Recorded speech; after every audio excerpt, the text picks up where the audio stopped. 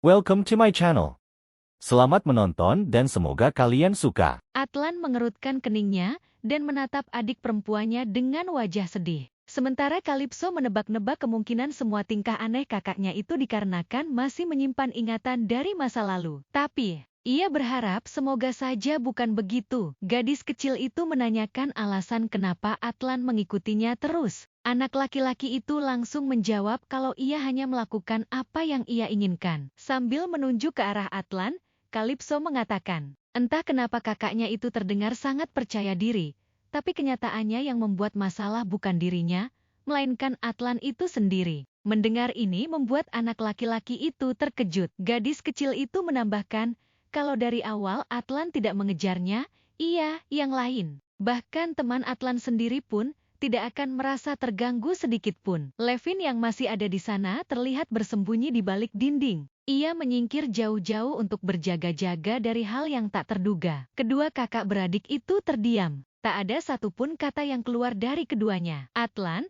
melihat adiknya Kalipso Aquasiadel, adik perempuan yang tiba-tiba muncul suatu hari dan mengguncang keluarga dan sosok dalam ingatan yang menguasai kepalanya sejak 5 tahun lalu. Awalnya Atlan bahkan tidak tahu itu sebuah ingatan karena berpikir itu semua hanyalah sebuah mimpi. Di mimpinya, ia ingat saat gadis itu berbalik dengan senyum di wajahnya dan berkata kalau pemandangannya bagus. Saat itu mereka menang dan berhasil mempertahankan sesuatu. Atlan meringkuk di atas ranjang dengan nafas berat. Selama 2 bulan mimpi itu terus berulang, barulah mulai terasa menyakitkan. Dadanya sesak oleh kerinduan pada seseorang yang bahkan tak ia ketahui siapa. Setiap kali bangun dari mimpi, air mata selalu mengalir di wajahnya. Semakin lama, kenangan yang terus-menerus muncul tanpa henti dan perasaan asing itu membuat Atlan sulit menjalani keseharian. Akhirnya, sampai ia hampir diusir dari rapat keluarga karena tertidur. Dari sanalah ia mulai membencinya. Pikiran untuk menghajarnya habis-habisan saat bertemu dan naluri yang berteriak bahwa ia tidak akan pernah bisa menyakitinya, saling berbenturan. Pada akhirnya,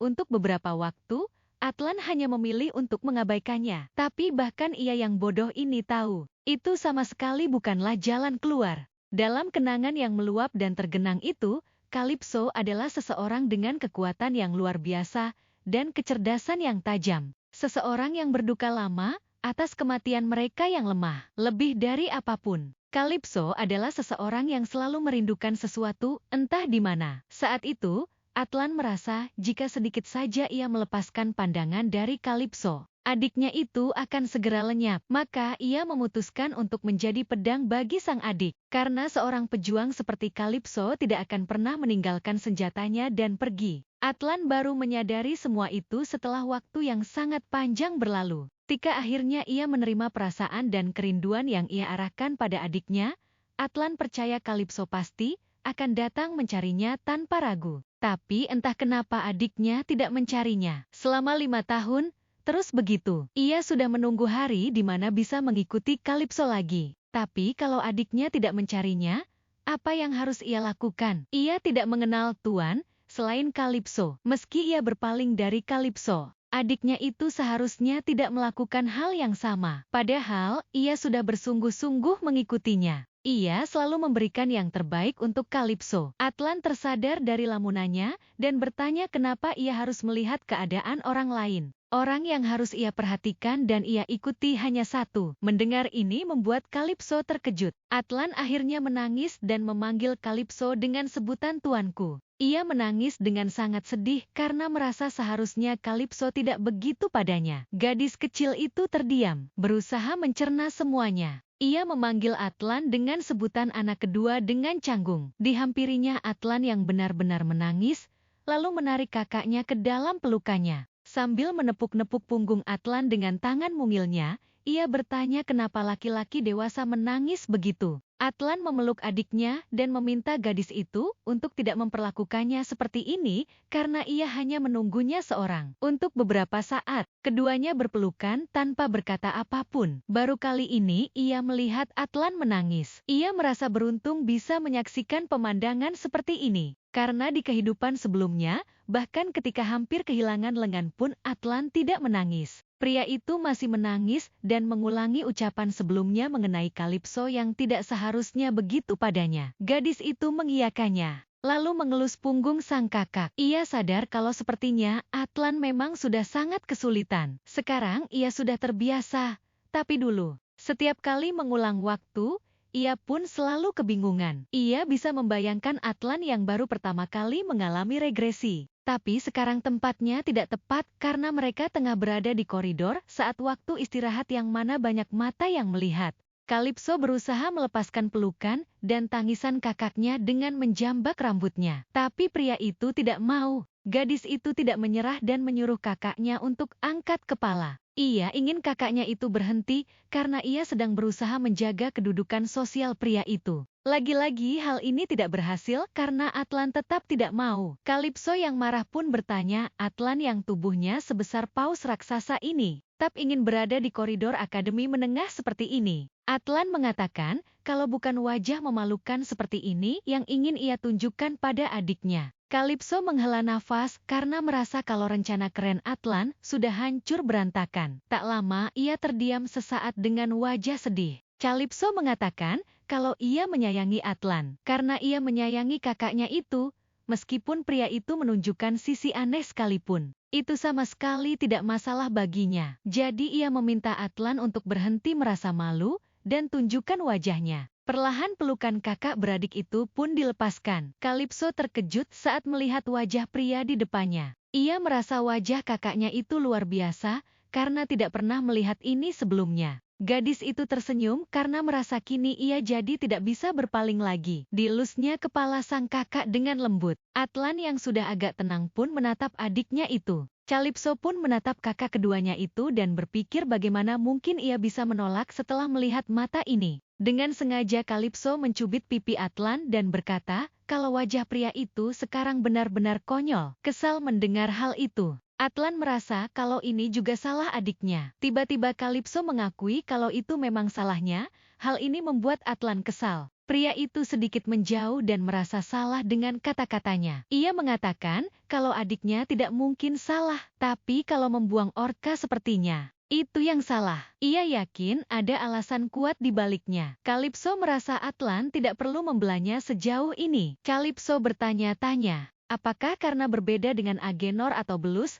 Semakin lama berbicara dengan Atlan, semakin terasa sama dengan regresi sebelumnya. Rasanya seperti kembali ke masa ketika ia adalah kepala keluarga. Kalipso tersadar dari lamunannya saat mendengar pertanyaan kakaknya yang menanyakan, apakah ia sekarang akan menerima pria itu. Atlan tampak menunggu dengan wajah sedih dan penuh harap. Dengan tersenyum cerah, Kalipso berkata singkat, yaitu tidak. Atlan menjadi sangat marah.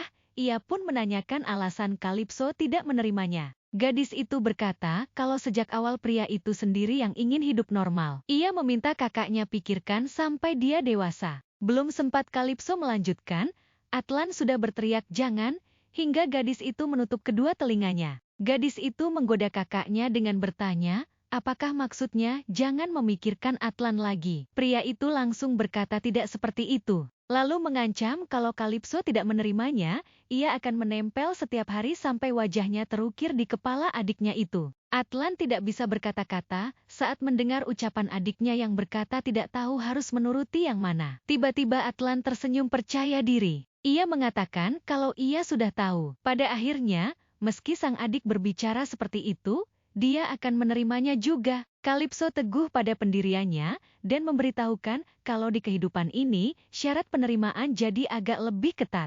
Dengan sedih, Atlan bertanya apa sekarang ada orang yang lebih kuat darinya. Yang dijawab Kalipso bukan seperti itu, hanya saja syaratnya berbeda. Atlan sangat kaget saat mendengar kalau salah satu syaratnya adalah kepala yang bijaksana. Ia merasa frustasi karena itu hal yang tidak ia punya. Dengan santai Kalipso berkata, kalau kemampuan menilai diri sendiri kakaknya sudah bagus. Gadis itu terdiam saat melihat kakaknya sedih. Ia pun mendekati pria itu dan menanyakan satu hal. Apakah kakaknya itu mengingat hari kematiannya sendiri? Kakak beradik itu saling bertatapan, lalu Atlan berkata tidak. Ia masih belum mengingat hal itu. Setelah itu, Calypso berbalik dan meminta seniornya untuk membawa Atlan bersamanya. Mulai sekarang kakaknya itu akan bekerja sama. Atlan yang terkejut pun merasa akan ditinggalkan lagi oleh adiknya. Tapi Calypso menenangkannya dengan meminta untuk sekarang kembalilah dulu. Sambil tersenyum ia meyakinkan kalau ia akan memanggil Atlan lagi nanti. Sampai saat itu,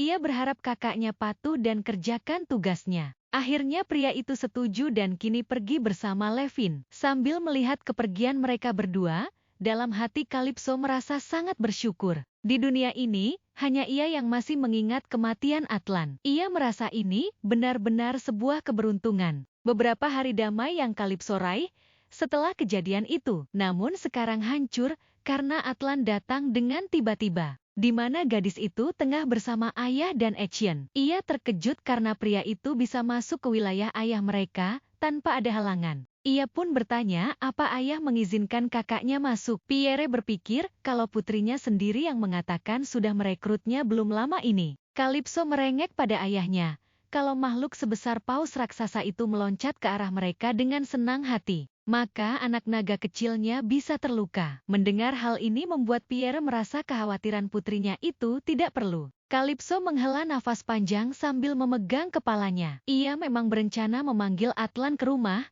tapi yang jelas waktunya bukan sekarang. Atlan yang tengah menggendong seseorang bertanya siapa yang ada di belakang Calypso sejak tadi. Calypso meminta kakaknya itu mengabaikannya saja dan memberitahukan kalau dia keluarga yang tinggal bersamanya. Dengan polos Atlan bertanya apa adiknya itu sedang jatuh cinta. Dengan marah, Calypso meminta kakaknya itu keluar saja kalau hanya ingin berbicara omong kosong. Atlan tidak berhenti, menurutnya, melihat cara adiknya berdiri melindunginya dengan tatapan itu seperti sedang jatuh cinta. Tak lama Atlan kembali fokus dengan alasan ia datang ke sini. Ia pun menurunkan orang yang sejak tadi ia bawa bersamanya. Levin yang gugup menyapa Pierre dan Calypso dengan terbata-bata. Ia bahkan memanggil gadis itu dengan sangat sopan hingga Calypso bingung. Atlan berkata kalau adiknya pernah mengatakan kalau ia harus punya kepala yang bijaksana agar bisa diterima. Namun, Calypso berkata kalau ia sendiri yang akan memanggil kakaknya itu. Sementara itu, Pierre menatap anak bernama Levin itu dengan tatapan tajam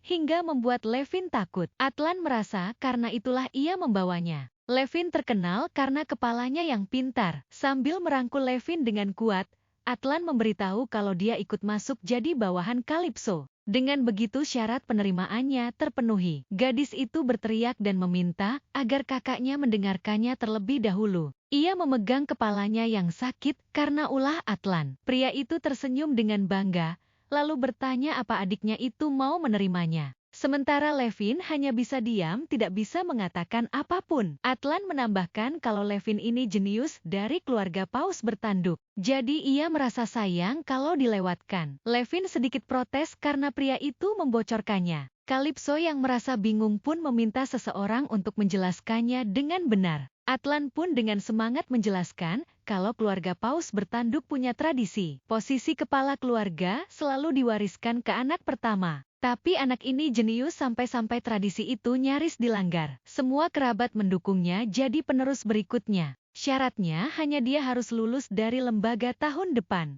Calypso kini mengerti kenapa waktu itu mengatakan soal kepala klan. Ia sempat berpikir kalau Levin ditindas keluarga. Karena penasaran, ia pun bertanya apa yang Levin ciptakan sampai dipanggil jenius. Atlan yang menjawab ini dengan penuh semangat. Itu adalah balista yang ditingkatkan. Ia kesulitan mengingat namanya. Lalu Levin berteriak tumba. Seketika itu juga Calypso terkejut. Ia teringat di kehidupannya yang dulu.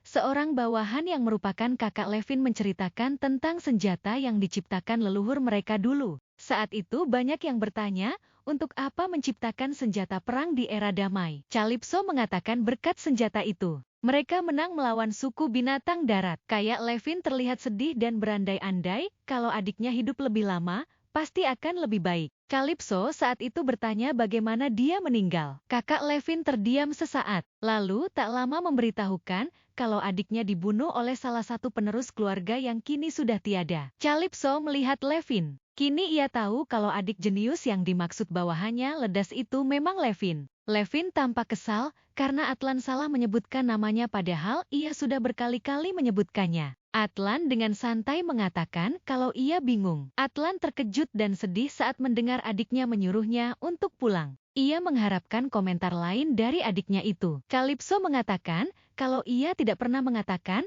kalau ia tidak akan menerima Atlan. Ia hanya mengatakan akan ia panggil kalau waktunya tiba. Mendengar ini membuat Atlan akhirnya ingat kalau itu yang memang adiknya katakan. Calypso beralih ke Levin dan bertanya apa dia setuju dengan apa yang Atlan katakan. Levin terkejut karena dipanggil oleh gadis itu. Ia pun mengatakan kalau keluarganya sudah memutuskan mengikuti Atlan. Jadi ia tidak punya pilihan lain. Mendengar ini membuat Calypso berpikir untuk memberi pria itu pilihan. Ia harus menjadi kepala keluarga. Di jalannya, ia butuh orang yang yakin dan mau mengikutinya. Jadi Calypso meminta Levin untuk pulang dan pikirkan baik-baik, lalu beri ia jawabannya nanti. Setelah mereka semua pergi, Calypso memanggil ayahnya yang tengah membaca lalu mengatakan kalau ia ingin mencegah kenangan mengerikan itu terulang. Apa yang harus ia lakukan?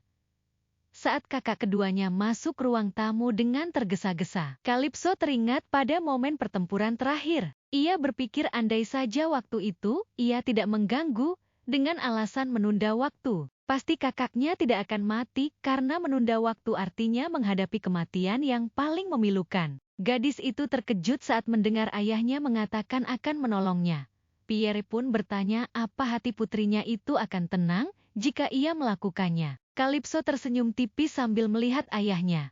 Menurutnya andai saja waktu itu ada seseorang yang berkata begitu padanya, pasti akan jauh lebih baik. Ia tersenyum saat ayahnya mengurus kepalanya dengan sangat lembut. Beberapa hari kemudian, di lembaga pendidikan menengah, Ruba dan Atlan kini ada di depannya. Si kembar memintanya untuk memilih pembatas buku yang mereka siapkan. Gadis itu tampak kesulitan karena ada 3 pria di depannya. Ia juga jelas-jelas sudah mengatakan 2 kali agar Atlan menunggu. Tapi pria itu malah datang lagi. Dengan kedatangan kakaknya itu, sama saja membuat para murid lain ketakutan. Mereka mulai berbisik dan mengatakan kalau rumor yang selama ini beredar ternyata benar.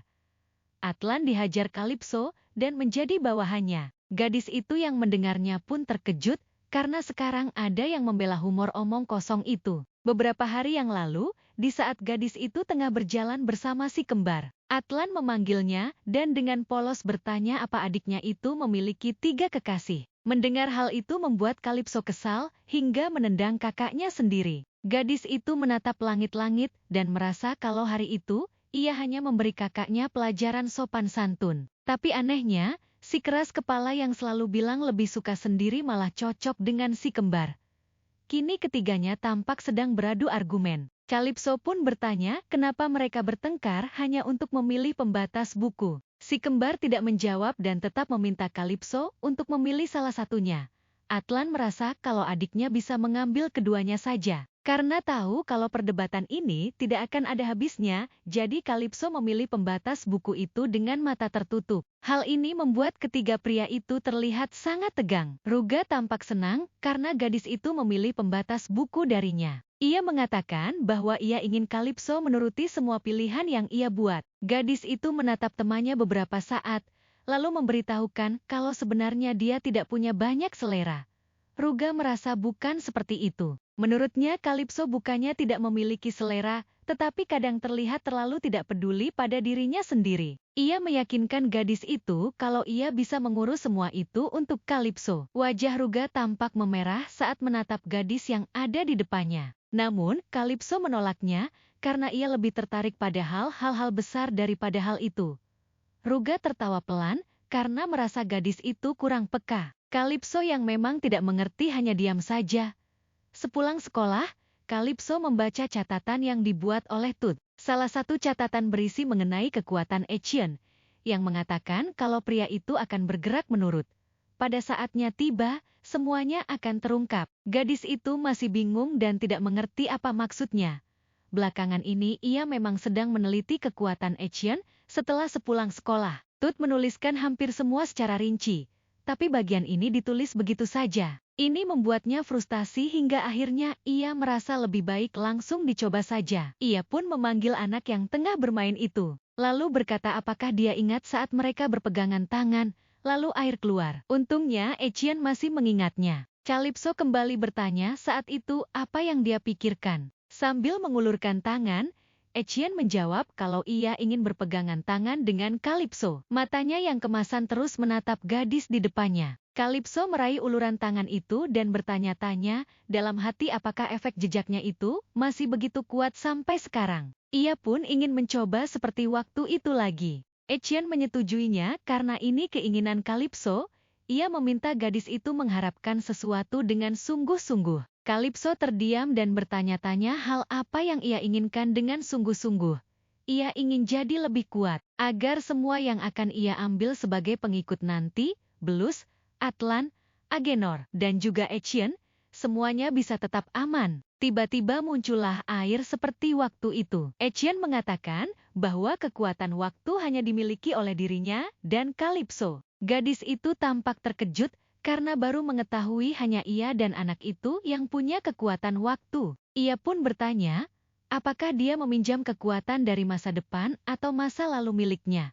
Etienne menjawab tidak, tapi ia mengambilnya. Jika Calypso melatih kekuatan Etienne yang bisa melintasi ruang dan waktu, mungkin ia bisa menggunakan kekuatan puncaknya dari siklus kehidupan ketiga dengan wujudnya yang sekarang. Gadis itu menggenggam tangan Etienne lebih erat, lalu bertanya kemungkinan untuk mengambil kekuatannya di masa saat ia paling kuat. Anak itu terdiam sejenak lalu bertanya, ia boleh mati. Mendengar hal ini tentunya membuat Calypso terkejut. Tanpa menunggu lama lagi, Etienne mengeluarkan kekuatannya dan berkata permintaan Calypso akan dikabulkan. Dengan cepat gadis itu berteriak tidak. Ia memegang kedua pundak anak itu dan meminta dia untuk mendengarkannya baik-baik. Ia meminta anak itu agar jangan pernah menyerahkan nyawanya pada siapapun. Walaupun tidak mengerti kenapa Calypso tiba-tiba berubah, Etienne hanya bisa mengatakan iya. Gadis itu pun memintanya untuk melupakan semua yang mereka bicarakan hari ini. Calypso sudah tahu garis besar prinsip kekuatan Etienne, jadi kekuatan air akan ia cari sendiri. Ia tidak mau anak itu mati. Ia sudah cukup kuat sekarang. Ia tidak ingin mendapat kekuatan dengan meminjam nyawa Etienne. Calypso tersenyum lalu mengajak anak itu untuk keluar menghirup udara segar. Belum sempat keluar Etienne menarik baju gadis itu dan bertanya apa dia tidak mau lagi melihat orang-orang dari dunia lain. Ini merujuk pada keluarga gadis itu di kehidupannya yang pertama. Calypso terdiam untuk beberapa saat, lalu dengan wajah sedih menjawab tidak. Ia tidak ingin melihat ayah dan ibunya lagi. Sekarang Calypso tahu bahwa kekuatan Etienne adalah pedang bermata dua. Pada akhirnya, seperti di siklus kehidupan ketiga, dia harus menemukan harta karun Linnaeus dan membangkitkan kekuatan air. Linnaeus ada di suatu tempat dalam wilayah klan lumba-lumba, jadi Calypso butuh bantuan mereka. Di kehidupan sebelumnya, gadis itu tidak tahu hal ini dan cukup menderita. Dia pikir kali ini akan mudah. Gadis itu sangat terkejut saat mendengar kabar kalau kalian lumba-lumba sudah berkemas dan meninggalkan tempat ini. Ibu si kembar saat itu memberitahukan hanya tersisa satu orang. Itu pun untuk menyelesaikan prosedur keluarga dari akademi. Anak itu pun akan segera pergi. Calypso sangat terkejut saat mendengar kabar itu dan merasa anak itu tidak boleh pergi. Ini karena mereka juga ada hubungannya dengan pengobatan ayah. Gadis itu kini bersama ayahnya dan terlihat tengah memikirkan sesuatu. Pierre pun bertanya apa sebenarnya yang membuat putrinya itu sakit-sakitan. Calypso bertanya kalau seseorang tiba-tiba mengatakan ingin meninggalkan tempat tinggalnya selama ini lalu pulang ke kampung halaman. Kira-kira alasannya apa? Sambil membereskan mainan, pria itu menjawab kalau biasanya, entah karena sudah bosan dengan tempat tinggalnya, atau karena muncul alasan yang membuatnya tak bisa bertahan di sana lagi, sehingga terpaksa pergi. Setelah mendengar jawaban ayahnya, Calypso berpikir memang mungkin seperti itu. Ia merasa harus bertemu langsung dan menanyakannya. Setidaknya yang sedikit melegakan adalah kalau yang terakhir tersisa itu ternyata dia. Calypso kembali teringat salah satu kejadian di kehidupan sebelumnya. Seorang pria yang memiliki rambut biru terbaring di lantai dengan dokumen-dokumen yang berserakan. Pria itu meminta agar dibiarkan pulang. Gadis itu menyetujuinya karena itu lebih baik daripada dia mati akibat kelelahan bekerja. Pria itu bangun dan memaki kesal. Ia pun berkata di kehidupan berikutnya, ia tidak akan pernah terikat dengan Kalipso lagi. Gadis itu pun meminta maaf karena ia tidak akan melepaskannya. Sambil membereskan dokumen, pria itu mengatakan kalau obsesi seperti itu lebih baik Kalipso salurkan pada pacar yang bisa dia dapatkan. Gadis itu menyukai masakan pria itu dan menawarkan untuk tinggal di rumahnya. Kembali ke masa kini, kekuatan air Pierre menghampiri dan menyentuh pipinya. Pria itu penasaran siapa sebenarnya yang putrinya maksud ingin ditemui. Dengan santai Kalipso menjawab mantan pacar. Pierre yang syok langsung menjatuhkan semua mainan yang sedang ia rapikan. Ia ingat jelas kalau mereka bertemu saat putri kecilnya itu berumur 3 tahun. Ia mengira sejak itu Kalipso sudah punya kekasih. Dengan tersenyum cerah, gadis itu menjelaskan kalau tentu saja itu hanya candaan belaka. Maksudnya, dia adalah sahabat dekatnya. Pierre yang marah karena cemburu kini tahu kalau ada seseorang yang begitu akrab seperti pacar. Ia jadi penasaran siapa orang itu, termasuk wajahnya juga. Ia mengeluarkan aura tidak bersahabat dan mengepalkan tangannya menahan amarahnya. Namun, Kalipso yang memang tidak peka hanya menatap ayahnya dengan bingung. Ia tahu ayahnya marah,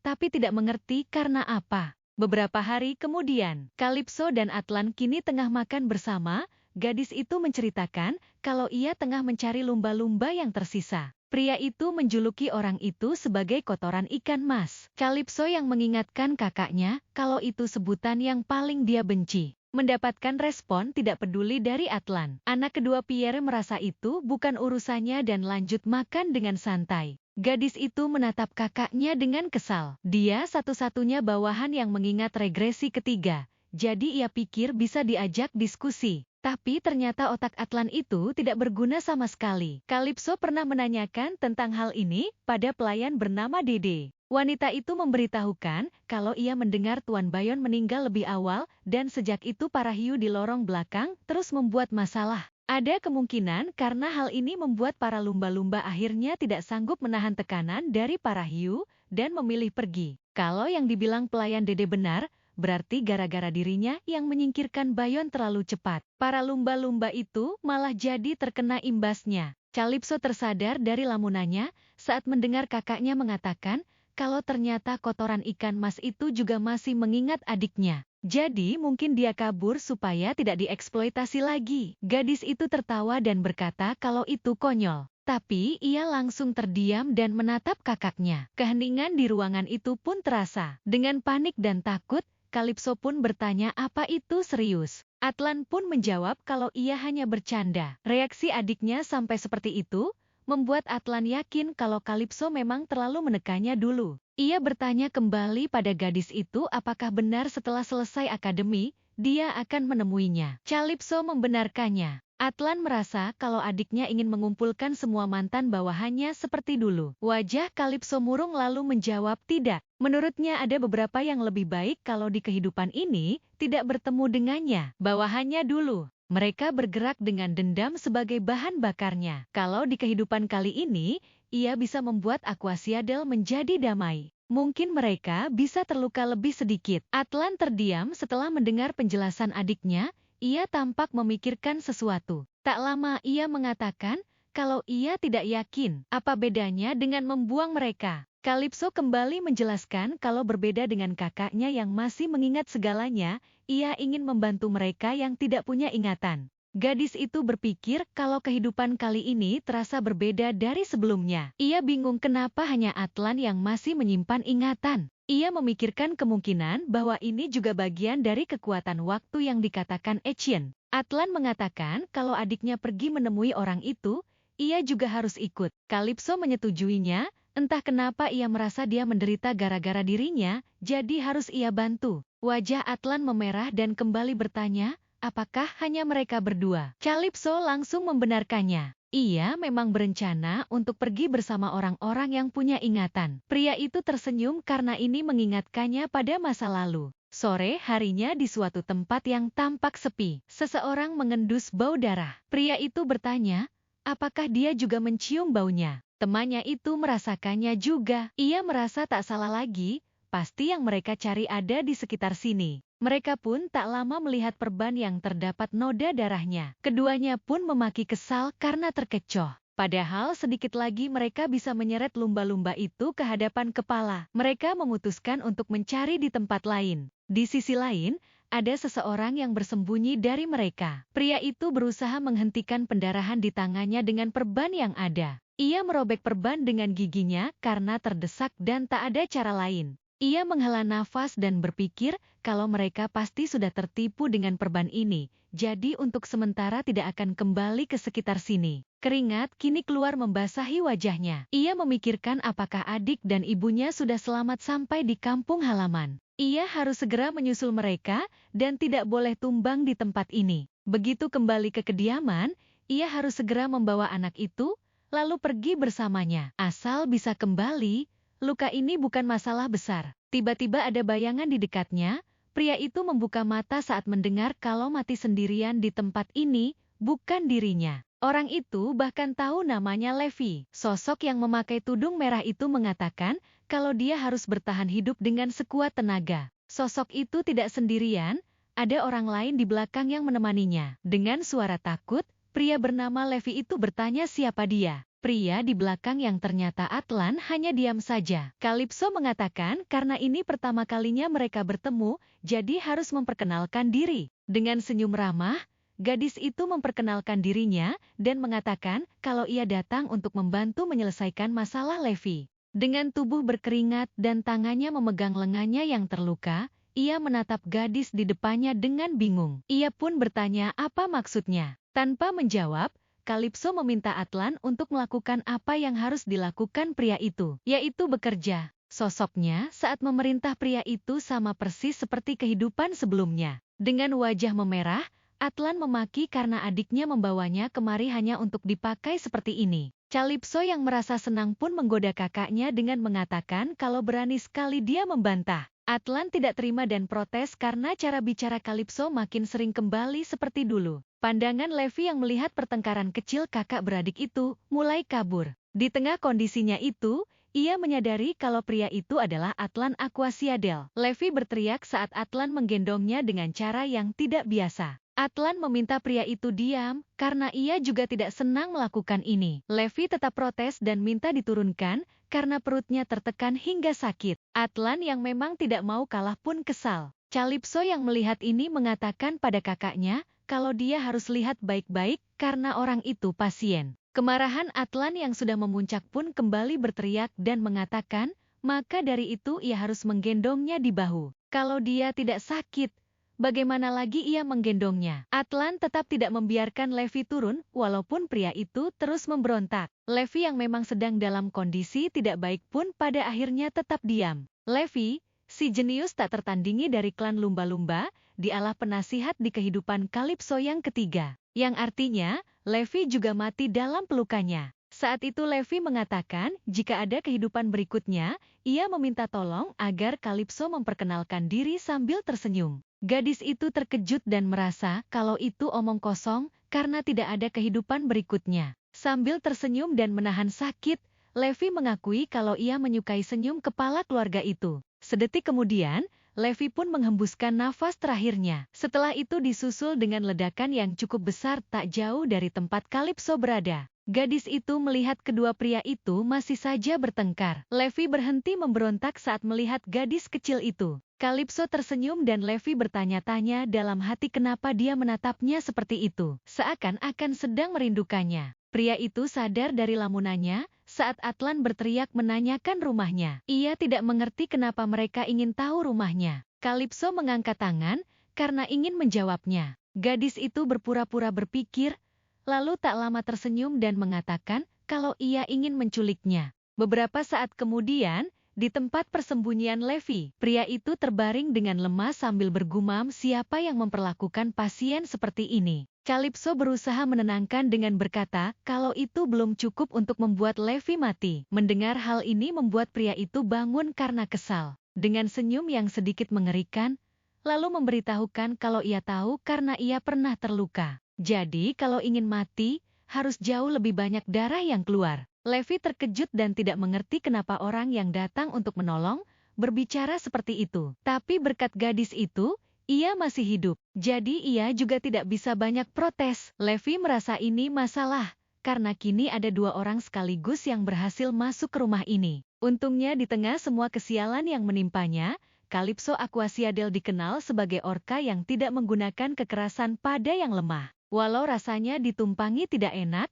ia tetap membawa mereka ke tempat persembunyian. Terlebih lagi, sepertinya mereka belum tahu kalau anak itu masih ada di sini. Tak lama Levi mengucapkan terima kasih karena sudah menolongnya. Kedua kakak beradik itu pun menghentikan pertengkaran kecil mereka. Levi terkejut saat mendengar kalau itu tidak gratis. Ketiganya pun terdiam untuk beberapa saat. Calypso merasa kalau sudah ditolong, Levi juga harus membalas jasanya. Pria itu baru menyadari jika dari awal gadis itu memanggil namanya, itu kesalahannya yang fatal. Karena terluka, pikirannya jadi kacau dan tidak menyadarinya. Tapi tetap saja, ia tidak bisa menyerah di sini. Levi pun mengatakan atas bantuan hari ini, ia pasti akan membalasnya. Bila perlu dengan sumpah laut, jadi ia meminta agar mereka berdua untuk kembali terlebih dahulu. Pria itu terkejut saat ditanya kenapa. Apakah ia menyembunyikan harta karun di rumah? Levi sedikit menjauh saat Calypso mendekat. Kalau yang gadis itu khawatirkan ia akan lari atau hilang, ia bisa bersumpah di bawah laut. Calypso duduk di samping pria itu, ia tahu betul kalau Levi benci berhutang. Pria itu semakin bingung karena seolah-olah gadis di sampingnya benar-benar mengenalnya. Calypso membenarkannya dan mengatakan kalau ia mempunyai hobi mengingat orang-orang tampan seperti Levi. Mendengar hal itu membuat wajah Levi sedikit memerah. Calypso tersenyum manis padanya, lalu tak lama Atlan menarik gadis itu dan mengingatkan adiknya kalau Levi ini terlihat sedang kebingungan. Ini dikarenakan nada bicara adiknya sekarang sudah kembali seperti dulu. Calypso kembali menatap pria itu. Karena ekspresi gugup Levi persis seperti di regresi ketiga, ia tanpa sadar terbawa. Pria itu memalingkan wajahnya dan mengatakan jika mereka memang punya permintaan, cepat katakan dan pulang. Ia merasa akan pingsan karena terlalu lelah. Pria itu terkejut saat merasakan aura yang cukup tidak menyenangkan dari gadis itu. Calypso dengan wajah datar bertanya apakah pria itu tahu di mana obat hidup itu berada. Dengan gugup Levi bertanya apa maksudnya dengan itu. Calypso menjawab paus biru atau yang mereka sebut juga paus bungkuk putih. Rambut peraknya seputih salju dan tubuhnya paling besar. Juga memiliki mata abu-abu. Setelah mengatakan itu ketiganya mendengar suara yang cukup kencang. Calypso tersenyum senang sambil memanggil nama Levi. Ia pun bertanya bukankah pria itu tinggal sendirian. Levi beralasan kalau rumahnya memang tidak terlalu rapi, jadi kadang ada suara keras terdengar. Ia merasa Calypso salah paham. Gadis itu berpikir kalau ini bukan salah paham. Ia mencoba memancing dengan mengatakan kalau ada satu orang lagi di dalam rumah, sampai-sampai Levi menyebutnya salah paham. Itu pasti rahasia besar. Mata Atlan tiba-tiba membelalak saat merasakan sesuatu. Tangannya bergerak untuk mengambil batu yang diarahkan pada adiknya. Calypso tersenyum dan memuji Atlan. Pria itu protes karena adiknya sudah tahu semuanya. Tapi masih saja seperti itu. Kini pandangan gadis itu tertuju pada anak laki-laki yang baru saja turun dari lantai atas. Anak itu berambut perak dan memiliki mata abu-abu. Ciri-cirinya persis seperti paus biru yang baru saja ia katakan. Calypso sedikit heran karena anak itu sangat besar, bahkan tingginya hampir sama dengan Levi. Dengan tenang Atlan menjelaskan itu wajar kalau tubuhnya jauh lebih besar dibanding anak-anak seusianya. Anak itu tiba-tiba berlari dan berdiri tepat di depan Levi. Calypso yang terkejut pun hanya bisa diam dan menatap Atlan dan meminta kakaknya itu untuk tahan. Levi meminta anak bernama Wally itu untuk mendengarkan penjelasannya dulu, tapi anak itu tidak mau mendengarnya. Ia yakin kalau kedua orang itu datang untuk membawanya pergi. Wal mengarahkan belati pada dirinya sendiri dan mengancam ia akan mati kalau mereka berani menyeretnya. Kekuatan Beastman darat dan Beastman air saling berimbang. Artinya, jika Beastman orka memiliki kekuatan air, maka Beastman singa dan Beastman macan kumbang memiliki kekuatan tanah. Hal yang sama juga berlaku pada kekuatan penyembuhan. Kemampuan tokoh utama yang merupakan Beastman tupai adalah penyembuhan. Secara teori, di antara Beastman air pun pasti ada yang memiliki kemampuan itu. Fakta ini baru diketahui pada regresi kehidupan ketiga, namun saat itu sudah terlambat. Saat sedang beristirahat, Levi bertanya, apakah ia bisa meninggalkan satu wasiat. Kalipso yang mendengarnya meminta pria itu untuk tidak membicarakan hal sial seperti itu. Ini membuatnya ingin langsung meninggalkan wasiat untuk Levi. Pria itu mengatakan kalau ada sebuah makam yang selama ini ia jaga. Kalipso yang mendengar ini cukup kesal karena pria itu menganggap ucapannya sampah. Levi pun meminta kepala keluarga untuk menganggap ini keluhan. Ia melanjutkan kalau itu makan seorang anak yang baginya sudah seperti adik kandung. Tidak ada seorang pun selain ia yang bisa merawatnya. Ia akan memberitahukan lokasinya, jadi Levi meminta tolong setidaknya sekali saja Kalipso urus setelah ia tiada. Anak itu adalah Beastman Paus Biru terakhir yang tersisa di dunia. Padahal, saat itu ras paus biru sudah lama punah, tanpa sepengetahuan para orca yang biasa bertingkah seperti bajingan. Ia terkoyak diam-diam oleh para hiu. Levi kembali menceritakan hari ketika diam-diam ia membawanya pulang ke rumah.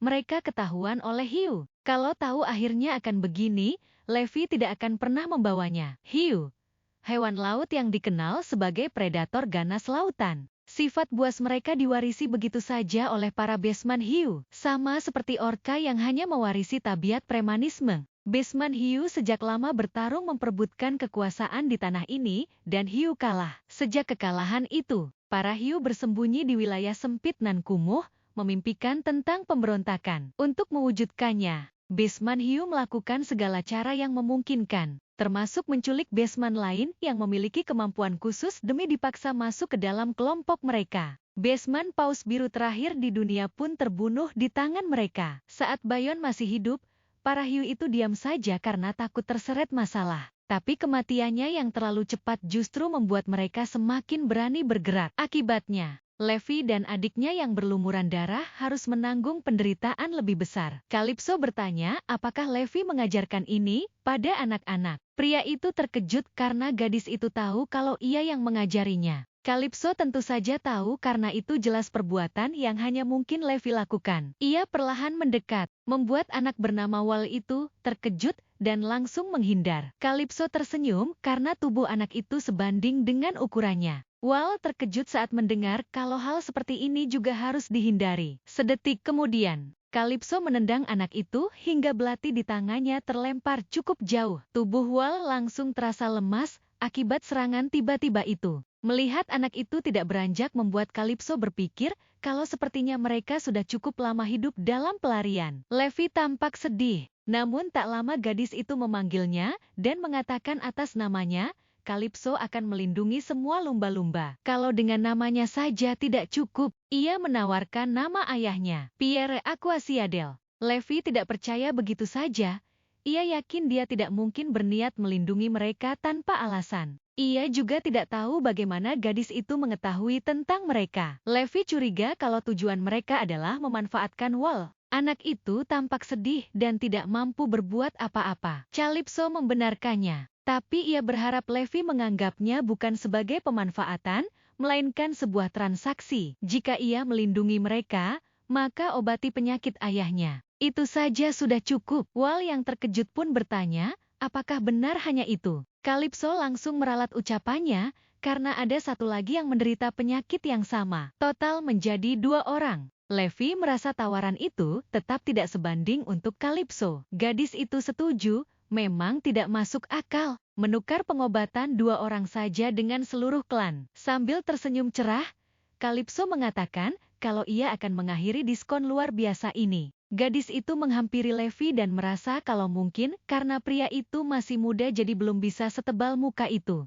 Levi tersenyum tipis karena pada akhirnya dia ingin memperlihatkan niat aslinya. Ia pun bertanya apa yang sebenarnya gadis itu inginkan. Kalipso pun tersenyum dan Atlan yang melihat ini tiba-tiba merasa tidak enak. Levi terkejut saat mendengar kalau gadis itu menginginkannya. Kalipso ingin memiliki Levi. Pada saat yang sama, seseorang meremas kursi hingga retak. Itu adalah Pierre. Entah kenapa suasana hatinya mendadak menjadi buruk. Atlan yang mendengar ini langsung berteriak, merasa ini susah keterlaluan. Ia meminta adiknya agar cepat batalkan sekarang juga. Pria itu pun sampai mengangkat tubuh adik perempuannya. Kalipso yang tidak mengerti bertanya apa maksudnya. Di sisi lain, Levi yang masih syok hanya diam saja dengan keringat keluar membasahi wajahnya. Calypso yang memiliki kepekaan nol besar ini langsung bertanya pada kakaknya apa ia membuat kesalahan. Atlan menghela nafas dan memberitahukan kalau adiknya itu salah besar. Lalu meminta gadis itu membatalkan ucapannya tadi. Setelah diturunkan,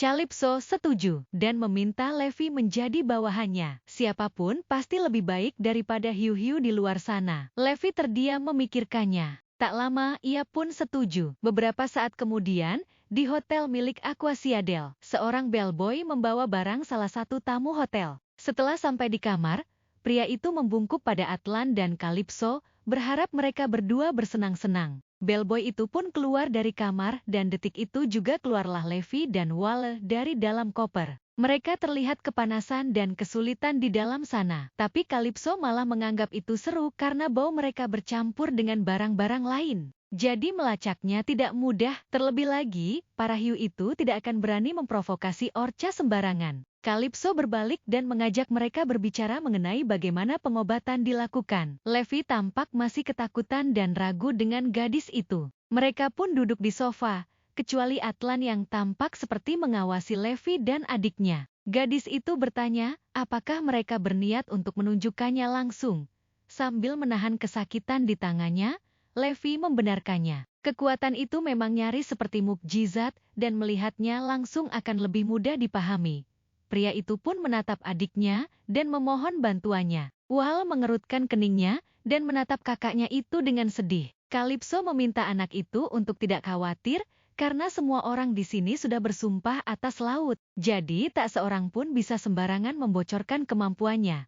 Awalnya anak itu masih tampak ragu. Tapi tak lama kemudian ia membuka perban yang membalut luka kakaknya.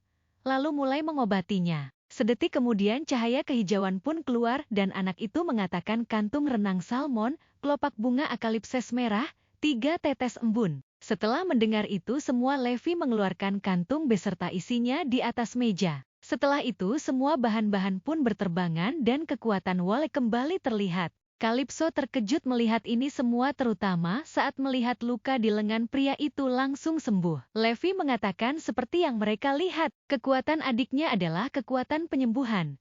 Lebih tepatnya, itu adalah kemampuan untuk menumbuhkan melalui pertukaran yang setara. Bergantung pada luka atau penyakitnya, Wal akan menyebutkan harga yang dibutuhkan, dan hanya bila bahan-bahan itu disiapkan dengan tepat, barulah penyembuhan bisa dilakukan. Calypso terkejut hingga mulutnya menganga karena ternyata semua ini sangat rumit. Seingatnya, tokoh utama perempuan Basement Darat cukup mengatakan seperti mantra sembuhlah lalu langsung sembuh. Tapi kenapa di sini harus disiapkan satu persatu dari awal sampai akhir? Calypso kesal karena merasa ini bentuk diskriminasi pada kaum Basement Laut. Ia menghafalkan tangannya dan bertanya dalam hati kenapa hanya pihak mereka yang diberi kekuatan bersyarat seperti ini. Levi yang memperhatikan perubahan dari wajah gadis itu menyadari kalau dia sedang marah. Calypso menyangkalnya. Lalu pria itu mengatakan setidaknya kekuatan ini tidak pernah menuntut nyawa manusia sebagai ganti. Yang diminta hanyalah hal-hal yang berasal dari alam,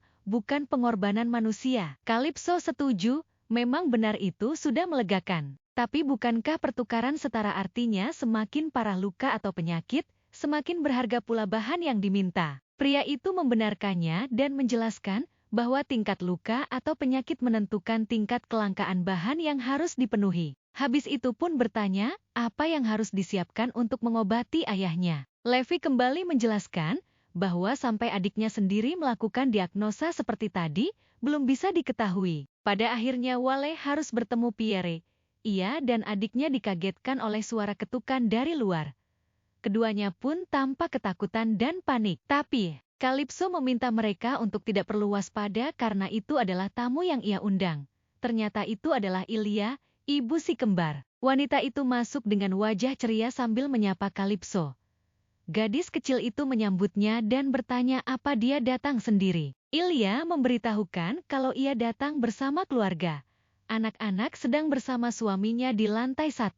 Ini hanya alasan supaya terlihat mereka datang untuk menghabiskan waktu bersama keluarga. Calypso merespon kalau ia pun sedang menikmati waktu bersama keluarganya. Atlan yang tidak mengerti arah pembicaraan mereka berdua hanya bisa diam dengan bingung. Calypso ingin melihat pendapat wanita itu mengenai orang yang ada di sofa.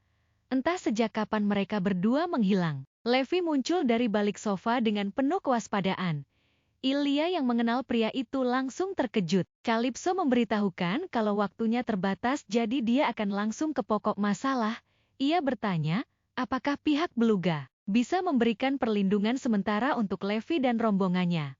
Wanita itu cukup terkejut karena Levi tidak sendirian. Wal terlihat terkejut saat rombongan yang dimaksud itu adalah dirinya. Calypso merasa kalau Levi akan menjelaskan langsung di ruangan lain. Lalu meminta kakaknya ikut masuk juga karena mereka tidak tahu apa yang mungkin terjadi. Walaupun Atlan tampak malas, tapi ia tetap menuruti perintah adiknya. Setelah mereka semua masuk ke ruangan lain, ini di tempat itu hanya ada Calypso dan Wal. Keduanya sempat terdiam beberapa saat hingga akhirnya gadis itu mulai percakapan dengan mengatakan ia senang bekerja sama dengan anak itu ke depan. Wal yang masih tampak ragu pun bertanya kenapa. Calypso menjelaskan kalau dia adalah sosok yang berharga bagi Levi, maka dia juga adalah seorang yang harus ia lindungi. Lebih dari itu, ia memang ingin sekali berbicara dengannya. Sampai-sampai Atlan pun arahkan ke ruangan lain agar bisa berbicara berdua. Gadis itu pun mulai menanyakan tentang kemampuan Wal, apakah setiap paus biru memilikinya,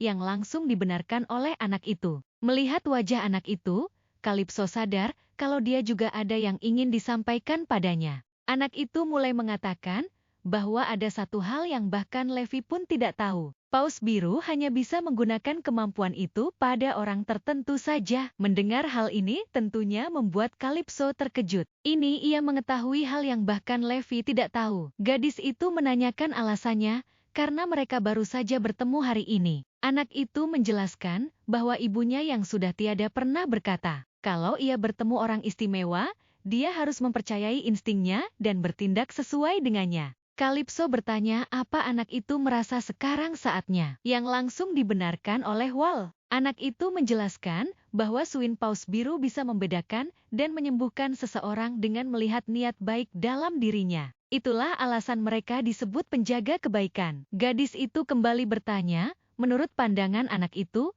ia seperti apa? Wal menjawab dengan jujur kalau Calypso bukan orang baik. Gadis itu menghela nafasnya. Ia sudah tahu kalau memang tidak ada paus pembunuh yang benar-benar baik. Tapi Wal mengatakan kalau gadis itu adalah orang yang bisa berkorban demi niat baik. Karena itu, ia bisa mempercayainya. Calypso mengepalkan tangannya, ia berpikir kalau tatapan anak itu yang menyilaukan sampai membuatnya teringat pada Etienne. Ia tersenyum tipis, lalu memperingatkan anak itu agar jangan sembarangan mengatakan kalau dia percaya pada orang lain. Wal pun kesal dan berkata kalau ia hanya seperti itu pada Calypso. Tak terasa 1 bulan sudah berlalu. Kini Calypso berada di kediaman Pierre. Gadis itu mengatakan pada ayahnya mengenai lumba-lumba yang pernah ia ceritakan waktu itu, ia akan segera memperkenalkannya. Pierre ternyata sudah tahu kalau orang yang akan dikenalkan padanya kini sedang dalam perlindungan sementara pihak beluga. Ia merasa kalau agak terlambat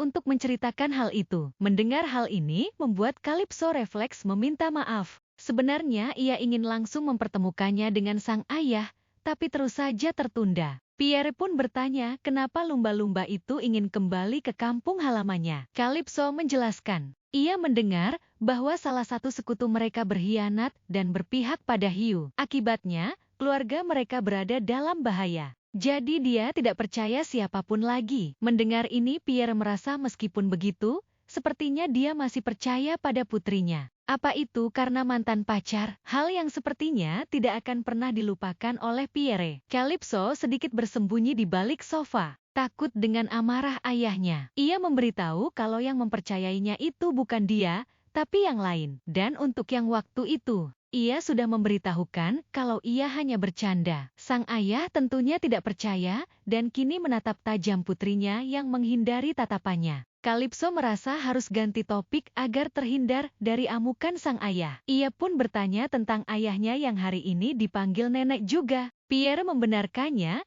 ibunya belakangan ini sering memanggilnya. Calypso berbaring di sofa, merasa kesal karena waktu dulu ayahnya diabaikan. Tapi setelah ayah sedikit menunjukkan kekuatan, orang-orang jadi sering memanggilnya. Selain itu, karena utusan nenek terus bolak-balik, ia tak punya kesempatan untuk membawa Wal. Pierre mengelus kepala putrinya dengan lembut dan memberi pengertian kalau ibunya sejak dulu memang begitu. Tapi semakin semaunya ia bersikap, nilai putrinya semakin tinggi karena Kalipso dianggap sebagai satu-satunya orang yang bisa mengendalikannya. Gadis itu terlihat senang, tak menyangka kalau ia bisa mengendalikan ayah. Pierre heran karena putrinya baru sadar sekarang. Tali kekangnya ada pada sang putri. Semoga putrinya terus menyadarinya. Karena senang, Pierre terus mengelus kepala sang putri. Tak lama, Etienne yang ada di sana menarik gaun Kalipso. Gadis itu pun bertanya ada apa. Etienne mengatakan kalau ia juga bisa memberikannya. Tali kekang. Gadis itu bisa mengambil miliknya. Etienne lalu memeluk Kalipso,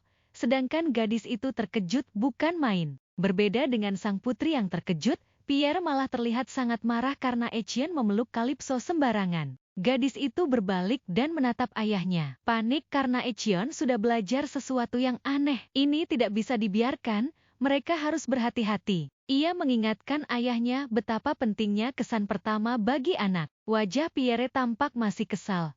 Tapi ia mengatakan kalau anak itu pasti bisa memahami isi pikiran putrinya yang seperti itu. Kalipso mengatakan pada Etienne mengenai tali kekang. Itu hanya boleh diucapkan kepada orang yang benar-benar ingin dia berikan. Pierre yang mendengarnya merasa seharusnya diajari untuk tidak mengucapkan kata-kata seperti itu. Kalipso beralasan kalau memberikan tali kekang pada orang lain yang diinginkan itu menurutnya wajar. Dengan begitu ia juga punya alasan yang sah untuk menggenggam tali kekang mereka. Ia juga mengatakan kalau ayahnya juga begitu. Ini membuat Pierre terdiam. Ia langsung merenungkan ucapan putrinya. Kalau menurut putrinya begitu, mungkin ia tidak terlalu banyak menginginkan orang dalam hidupnya. Hampir tidak ada kecuali Kalipso dan mungkin ada satu orang lain lagi. Gadis itu menatap ayahnya dengan bingung. Saat itu Pierre tampak terkejut saat melihat istrinya terbaring. Ia menyentuh tubuh yang sudah tidak bergerak itu dalam diam. Kalipso tampak memikirkan siapa satu orang itu. Ia memperhatikan ekspresi ayahnya sekarang. Wajah itu yang sangat Kalipso ketahui,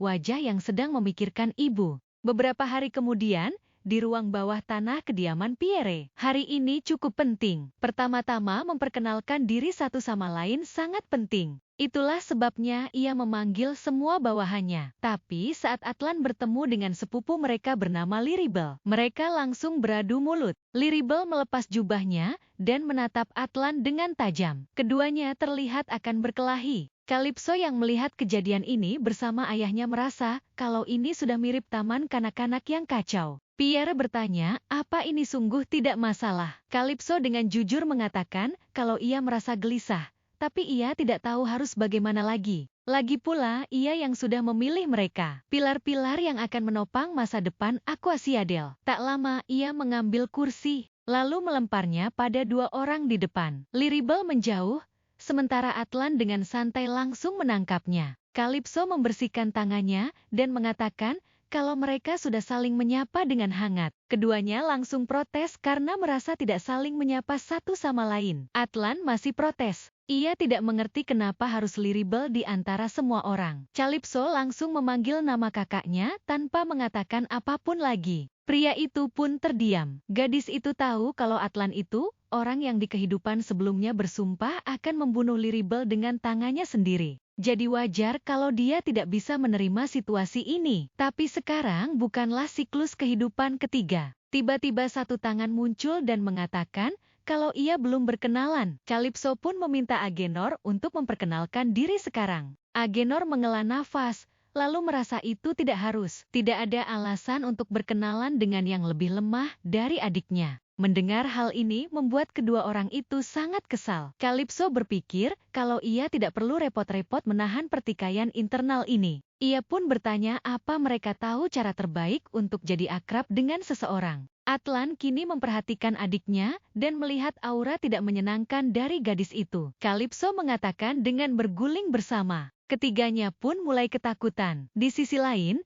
Pierre menatap putrinya dan berpikir kalau Kalipso sudah belajar dengan baik. Ia terlihat seperti seorang ayah yang sangat bangga pada putrinya. Setelah beberapa saat, Ilya datang dan melihat pemandangan yang tidak biasa. Liribel tengah mengangkat bongkahan kayu yang ukurannya lebih besar dibanding tubuhnya. Ia mengeluhkan hal ini bukan latihan yang rasional. Atlan pun sama, ia bahkan memaki kesal dan bertanya pada orang di sebelahnya yang tidak mendengarkan dengan baik. Agenor yang memiliki nasib yang sama pun ikut mengeluh, ia merasa tidak melakukan kesalahan apapun. Calypso memberitahukan pada Agenor kalau ia sudah tahu kalau dia diam-diam beberapa kali bertarung dengan Atlan. Ilia meminta maaf karena datang terlambat, tapi Calypso dengan cepat menenangkan wanita itu kalau mereka yang datang lebih awal. Pierre mengawasi ketiganya dari latihan dadakan atau lebih tepatnya hukuman yang diberikan oleh Calypso. Gadis itu bertanya bagaimana dengan kedua orang itu. Ilia memberitahukan kalau mereka ada di sini. Keduanya membuka jubah yang sejak tadi digunakan. Ilia mengatakan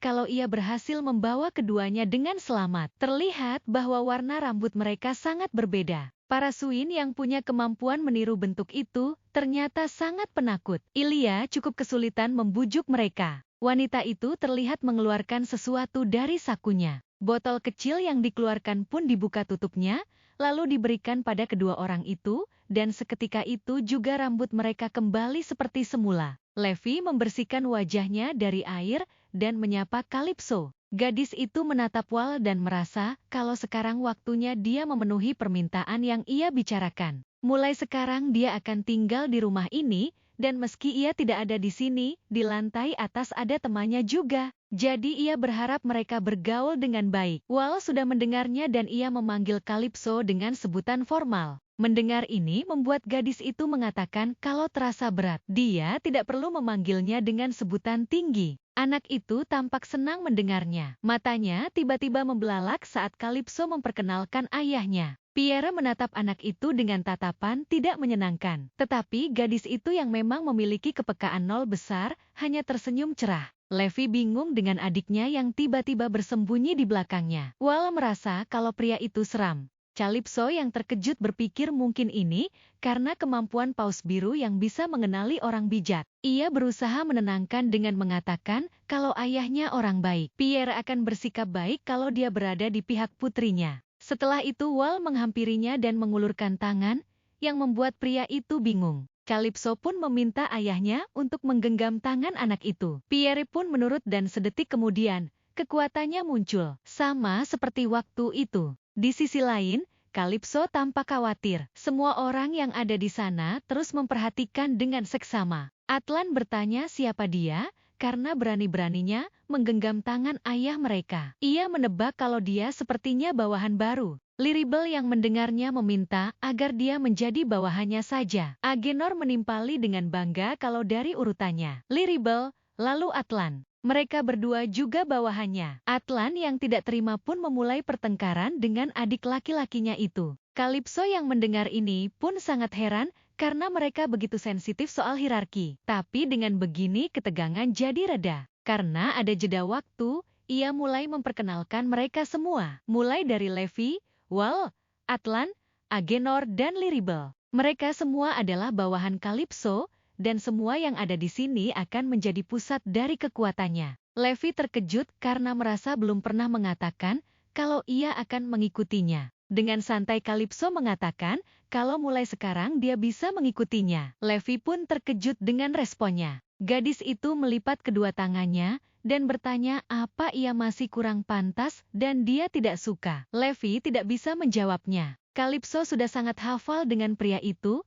Kalau dia tidak bisa langsung menjawab, itu sama saja sudah menjawabnya. Levi itu tipe orang yang kalau tidak suka pasti menolak mentah-mentah. Perhatian gadis itu kini beralih pada ayahnya dan Wal. Ia penasaran kenapa butuh waktu sangat lama. Levi juga ternyata baru pertama kali melihat seperti ini. Bahkan saat Wal menyelamatkan seseorang yang sudah hampir mati tertusuk pedang, tidak pernah selama ini. Calypso bertanya, apakah berbahaya? Levi menjelaskan kalau kemampuan adiknya itu tidak berbahaya bagi siapapun.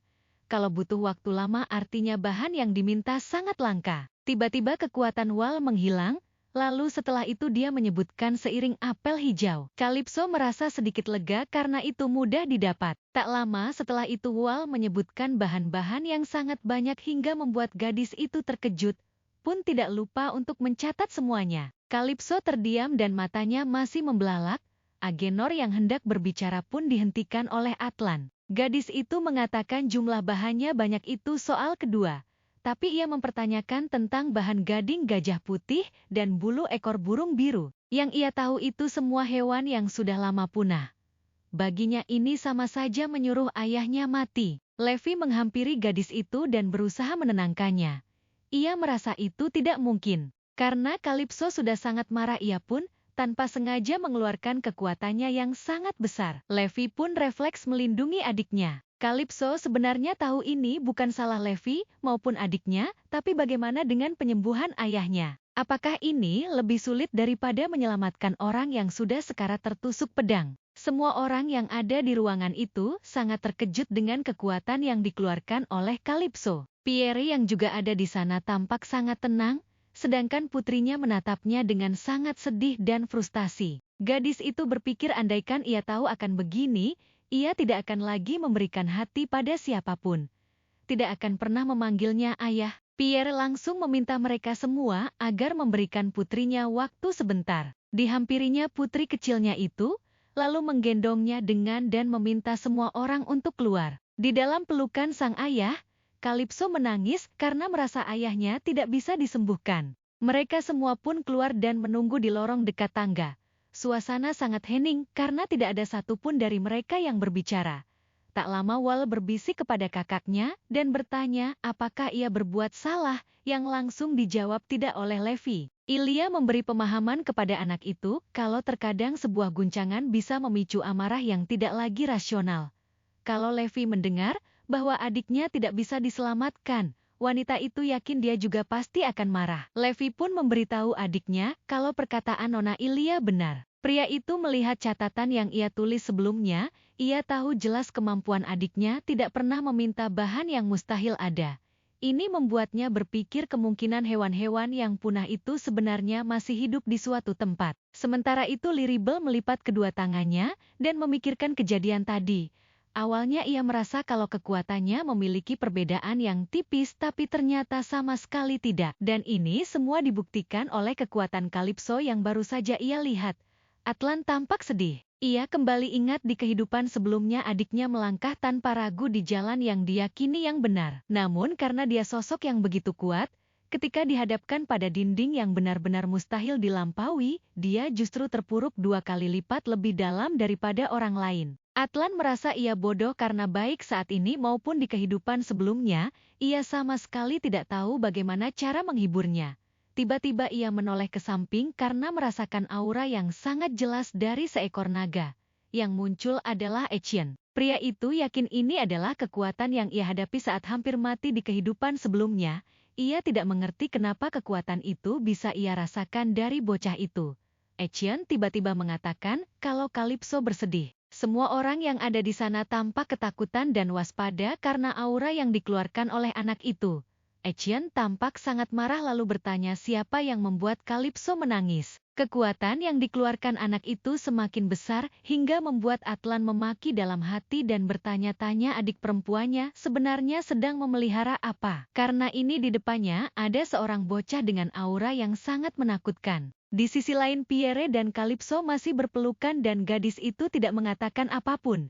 Ia masih menangis dalam pelukan ayahnya dan bertanya-tanya dalam hati kapan ia harus mengangkat kepala supaya tidak terlalu kanggung. Ia kesal pada dirinya sendiri karena tadi sangat marah. Rasanya seperti anak kecil yang tantrum karena hal sepele. Lalu bangkit dengan kikuk, ia terkejut saat ayahnya bertanya, apakah ia sekarang sudah tenang? Pierre mengatakan tidak apa-apa meski ia begini seumur hidupnya, jadi meminta sang putri untuk beristirahat di pelukannya dengan tenang. Kalipso berharap ayahnya tidak melihatnya.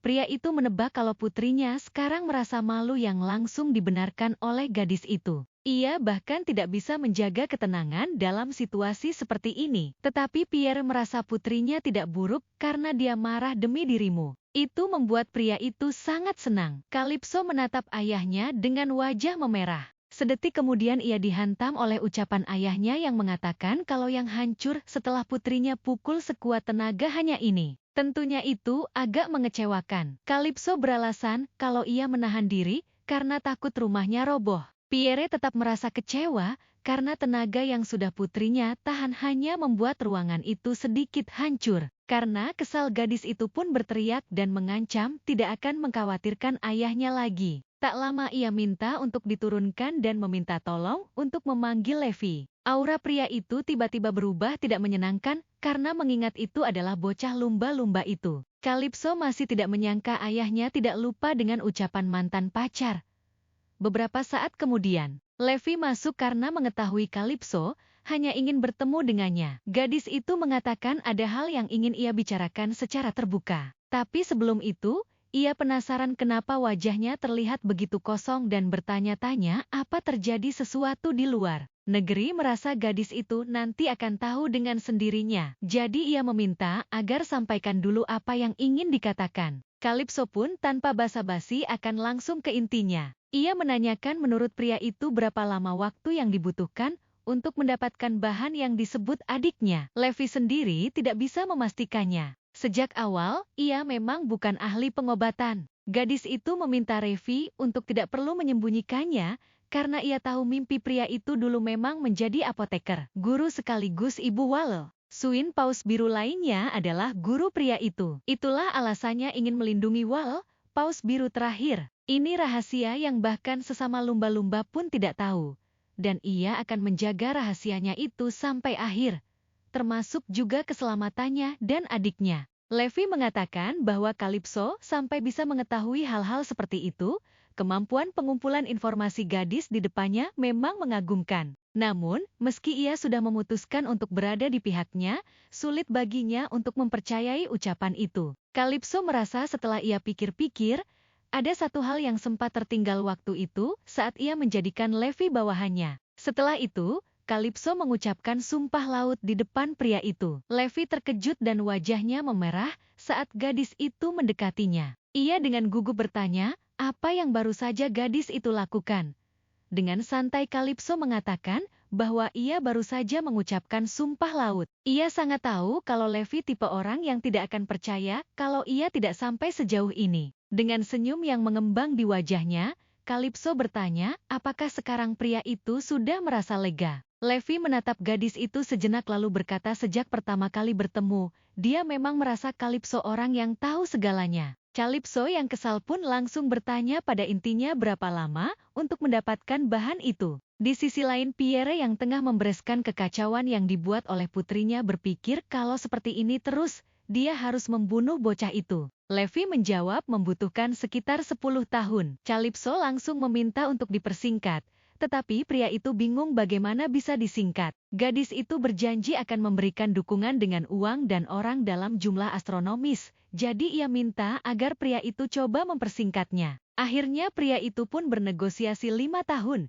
Tetapi Calypso merasa itu masih lama dan harus dipersingkat lagi. Levi kembali menurunkan waktunya menjadi 4 tahun dan mengatakan itu benar-benar batas akhir. Tanpa merasa bersalah Calypso langsung meminta agar dikurangi menjadi 2 tahun saja. Levi kesal dan mengatakan apakah gadis itu mengira ia mesin yang bisa mengeluarkan bahan hanya dengan menekan satu tombol. Calypso merasa kalau pria itu tidak pernah mengatakan itu mustahil. Mendengar hal ini membuat Levi terkejut. Pria itu merasa dibandingkan nyawanya dan adiknya, harganya memang murah. Calypso menoleh ke ayahnya dan tersenyum dengan senang. Lalu berkata apakah dia mendengarnya, penyakit ini bisa disembuhkan dalam 2 tahun. Pierre pun membalasnya dengan senyuman lalu berkata ia juga senang dan ini sulit dipercaya. Atlan dan yang lainnya kembali ke dalam dengan kondisi yang kacau dan tampak canggung. Calypso yang melihat ini merasa kalau suasananya jadi aneh dan Atlan terlihat seperti pengemis. Pria itu menunjuk adiknya dan menyebutkan seseorang tapi tidak jadi. Ia merasa lebih baik mereka bicarakan nanti. Calypso yang bingung hanya diam saja. Gadis itu mulai berbicara dengan semua orang. Seperti yang mungkin sudah semua orang duga. Rencananya adalah menghabiskan 2 tahun ke depan mengumpulkan bahan-bahan dengan semua yang mereka miliki.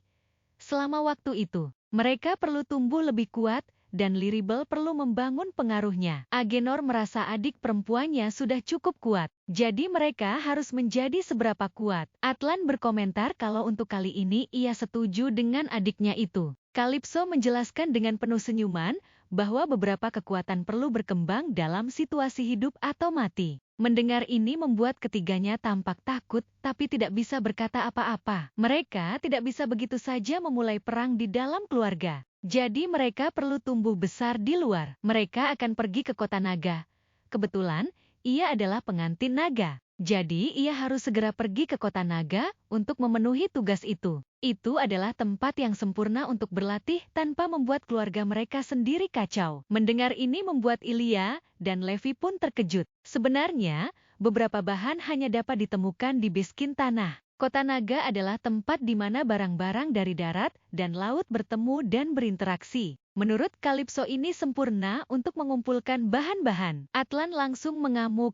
Ia berteriak dan menyebut adiknya gila. Pergi sebagai pengantin naga sama saja dengan berjalan menuju kematiannya. Dengan santai, Kalipso bertanya, apakah kakaknya itu tidak mempercayainya. Padahal ia sudah mengatakan kalau ia punya rencana yang matang. Atlan terkejut melihat wajah adiknya. Ia tahu jelas kalau wajah itu sama seperti yang dia miliki saat dia menyatakan perang. Beberapa hari kemudian, Kalipso senang semuanya berjalan lancar. Tapi kenapa Etienne tidak bangun? Ia menatap anak itu lalu membenarkan selimutnya. Pada hari itu, ketika ia keluar dari ruang bawah tanah, ia bahkan tidak bisa menggambarkan betapa terkejutnya ia saat menemukan Etienne tertidur di lorong. Ia sampai memukul Atlan dan menyebutnya gila karena meninggalkan seorang anak tergeletak di lorong begitu saja. Pria itu meringis kesakitan dan bertanya apa yang harus ia lakukan. Kekuatannya bertambah besar jika ia terlalu dekat. Ia juga tidak menyangka adiknya akan semarah ini. Menurut Atlan, Etienne sangat marah, lalu tiba-tiba berkeringat dingin dan pingsan. Bahkan ketika Atlan mencoba membantu, kekuatan itu menyerangnya, jadi dia tidak punya pilihan selain meninggalkannya. Sambil memegang bahunya yang sakit, Atlan mengatakan betapa terkejutnya ia. Dan ia protes karena Kalipso menyebutnya bayi naga yang menurutnya itu tidak cocok. Masalah sebenarnya adalah Etienne tidak mau bangun. Bahkan Wal tidak bisa memahaminya. Dia tidak bisa menjelaskannya, tapi yang jelas tubuh anak ini dibuat berbeda. Hanya itu yang bisa dikatakan Wal. Kalipso ingat saat itu juga Etienne tiba-tiba tertidur. Waktu tidurnya bertambah banyak, dan gadis itu yakin pasti ada penyebab lain. Ia menatap Etienne yang masih tertidur dan berpikir kalau ia harus pergi ke kota naga lebih cepat dari yang direncanakan. Untungnya, beberapa hari kemudian, Etienne bangun. Saat gadis itu melihatnya, ia sangat terkejut karena dia tampak lebih besar. Ia yakin akan hal itu. Ketika ia memeluk pria itu sebelumnya, bahunya hanya sampai sini. Anak itu tersenyum dan mengatakan kalau ia merindukan Kalipso. Gadis itu pun membalasnya dengan senyuman lalu memegang pipinya. Ini bukanlah sesuatu yang bisa ia hindari. Ini adalah insting yang terukir dalam gen naga. Tak bisa ditolak, naga,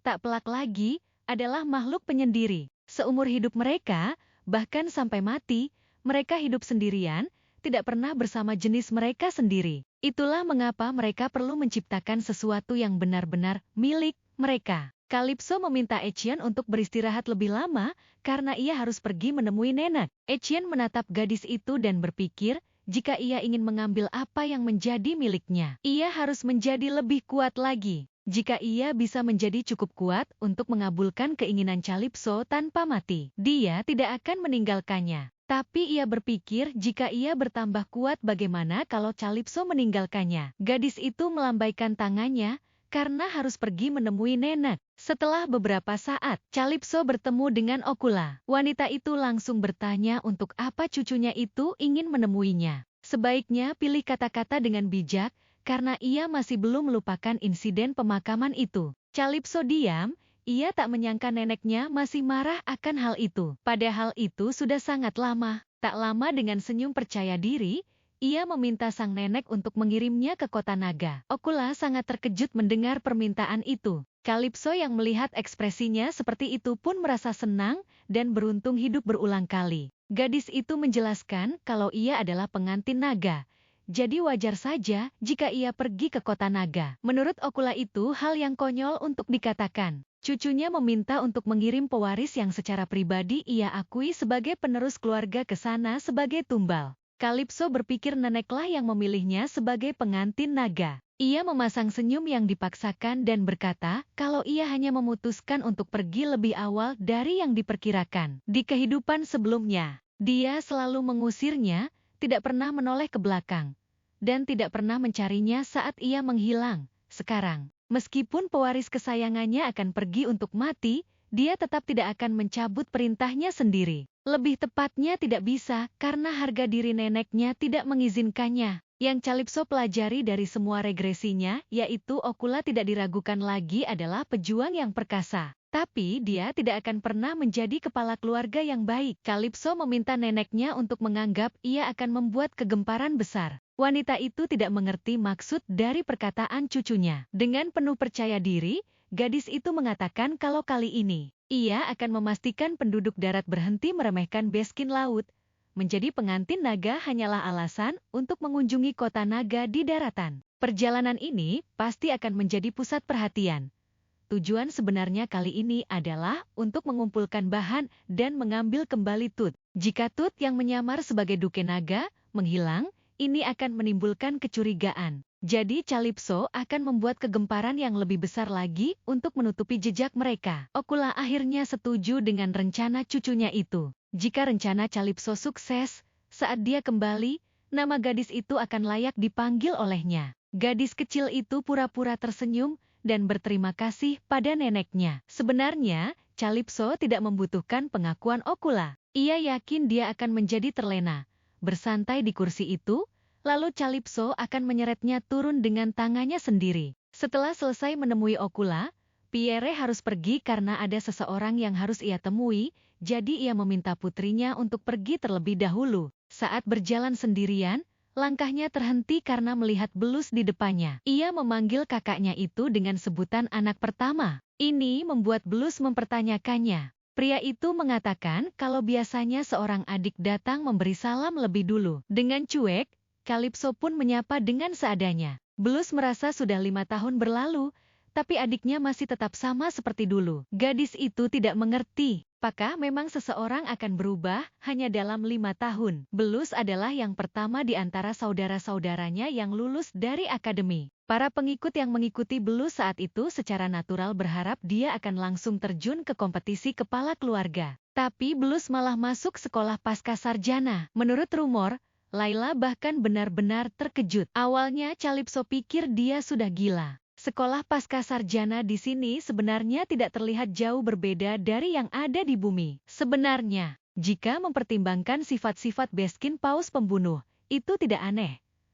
Obsesi adalah salah satu sifat Baskin paus pembunuh, yang sering berubah menjadi rasa ingin tahu dan kegigihan, jadi, murid pascasarjana Baskin paus pembunuh tidak terlalu langka. Tapi Blus, jadi seorang pascasarjana, itu membuat Calypso sangat terkejut. Gadis itu bertanya pada kakaknya, apa sebenarnya yang dia lakukan. Asisten pengajar pascasarjana, bahkan itu tidak cocok untuknya. Calypso tahu kakaknya menyalahgunakan kekuasaan sebagai asisten pengajar di hadapan para profesor. Ia menanyakan pertanyaan yang menurutnya sangat serius, apakah kakaknya itu benar-benar tidak mau menjadi kepala keluarga. Blus tersenyum lalu mengatakan kalau ia berencana untuk menyerah pada perebutan menjadi kepala keluarga. Pria itu kembali tersenyum melihat reaksi terkejut adik kecilnya. Ia menambahkan karena itulah ia datang ke sini untuk memberitahu sang adik. Ia mendengar Calypso sudah mengunjungi kepala keluarga, jadi ia menunggunya di sini. Calypso yang masih terkejut pun menanyakan alasannya. Dengan santai Blus mengingatkan adiknya, saat ia berumur 8 tahun, ia tidak sebaik dirinya. Ia harus menepati janjinya. Mendengar ini membuat mata Calypso membelalak. Blus pernah memberitahu adiknya, suatu hari nanti saat dia seumur dengannya. Dan jika gadis itu lebih kuat darinya di usia itu, ia akan mengikutinya. Calypso yang masih tidak menyangka pun berharap kalau dia tidak benar-benar berniat menepati janji dari dulu itu. Ia memegang kepalanya yang sakit dan bertanya apa yang akan dia lakukan mulai sekarang. Apa Blus berencana untuk mengabdi jadi bawahannya? Dengan cepat Blus menjawab tidak. Untuk sekarang, pria itu akan berpura-pura berpartisipasi dalam kompetisi suksesi. Ia juga belum berencana memberitahu nenek ketika adiknya tidak ada. Setidaknya, ia bisa menghentikan orang-orang bodoh yang tidak berguna bertindak seenaknya. Blus yakin adiknya akan menjadi kepala keluarga. Mendengar ini membuat Calypso bingung. Ia berpikir kalau Blus hanya seorang penggemar yang tidak mau mengaku. Ia penasaran sudah berapa lama dia menyangkalnya. Setelah Blus sudah selesai menyampaikan apa yang ingin ia katakan, ia pun pamit pergi. Langkah Blus terhenti saat adiknya memanggil. Calypso tiba-tiba bertanya, apakah kakaknya itu tahu sesuatu mengenai ibu? Wajah gadis itu tampak sangat penasaran, karena belum pernah bertemu dengan wanita yang melahirkannya. Blus pura-pura berpikir, lalu bertanya, apakah maksudnya orang yang melahirkan mereka? Ia tentu mengingatnya. Calypso merasa kalau Blus keterlaluan karena berbicara tentang ibu seperti itu. Gadis itu bertanya lagi seperti apa ibu mereka. Dengan polos, Blus menjawab kalau ibu adalah paus pembunuh. Calypso yang mendengarnya pun memaki kesal, ia pun berteriak dan mengatakan kalau bukan itu yang ia tanyakan. Ia juga tahu kalau ibu mereka itu paus pembunuh dari keluarga cabang dan menikah dengan ayah karena itu pernikahan politik. Yang ia tanyakan itu adalah tentang kepribadiannya, apa hal yang disukainya. Blus yang mendengar ini merasa aneh karena tidak tahu kalau adiknya menjadi tipe orang yang penasaran tentang hal seperti itu. Blus pun memberitahukan kalau dia adalah orang pertama yang mengajarinya kekuatan air. Calypso yang semakin penasaran pun bertanya, anggota keluarga cabang bisa menggunakan kekuatan air. Pria itu membenarkannya. Meskipun ibu bilang dia tidak pernah menggunakannya di luar. Dia adalah orang yang penuh rasa ingin tahu. Seorang anggota keluarga cabang yang tubuhnya rapuh, namun bisa menggunakan kekuatan air. Calypso pun kembali bertanya bagaimana ibu bisa mati.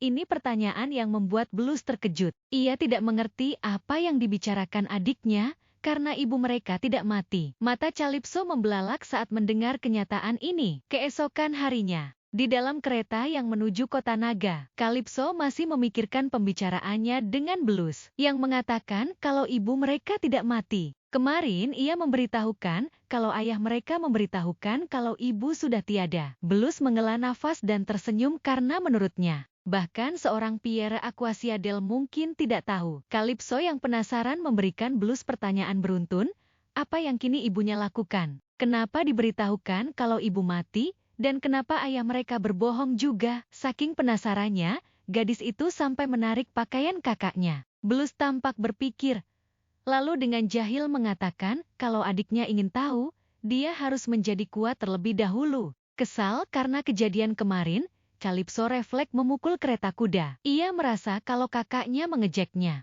Wal terkejut dengan aksi Calypso yang tiba-tiba itu. Pierre bertanya, kenapa putrinya menggeliat-geliat seperti ikan kecil yang gelisah. Gadis itu sangat penasaran dan berpikir, haruskah ia bertanya pada ayahnya. Ia pun nekat bertanya seperti apa ibunya itu. Dengan polos Pierre menjawab kalau dia seorang paus pembunuh. Calypso kesal, lalu berpikir kalau Blus benar-benar anak ayah karena jawaban mereka sama persis. Setelah Pierre pikir-pikir, ada sesuatu yang ingin ia tanyakan pada putrinya itu. Apakah gadis itu memang berencana untuk menikah? Mendapatkan pertanyaan ini, dan tiba-tiba ditatap oleh Etienne dan Wal membuat gadis itu berkeringat dingin. Namun, tak lama ia menjawab kalau ia tidak berencana untuk menikah. Pierre dan Wal tampak senang, tapi hanya Etienne yang terlihat sedih. Calypso yang ditatap seperti itu pun bertanya kenapa mereka melihatnya seperti itu. Pierre tersenyum puas atas jawaban putrinya dan merasa terkadang ketidakpekaan putrinya itu lucu. Calypso tidak mengerti kenapa ia disebut tidak peka. Namun, ia mengatakan dengan wajah ceria,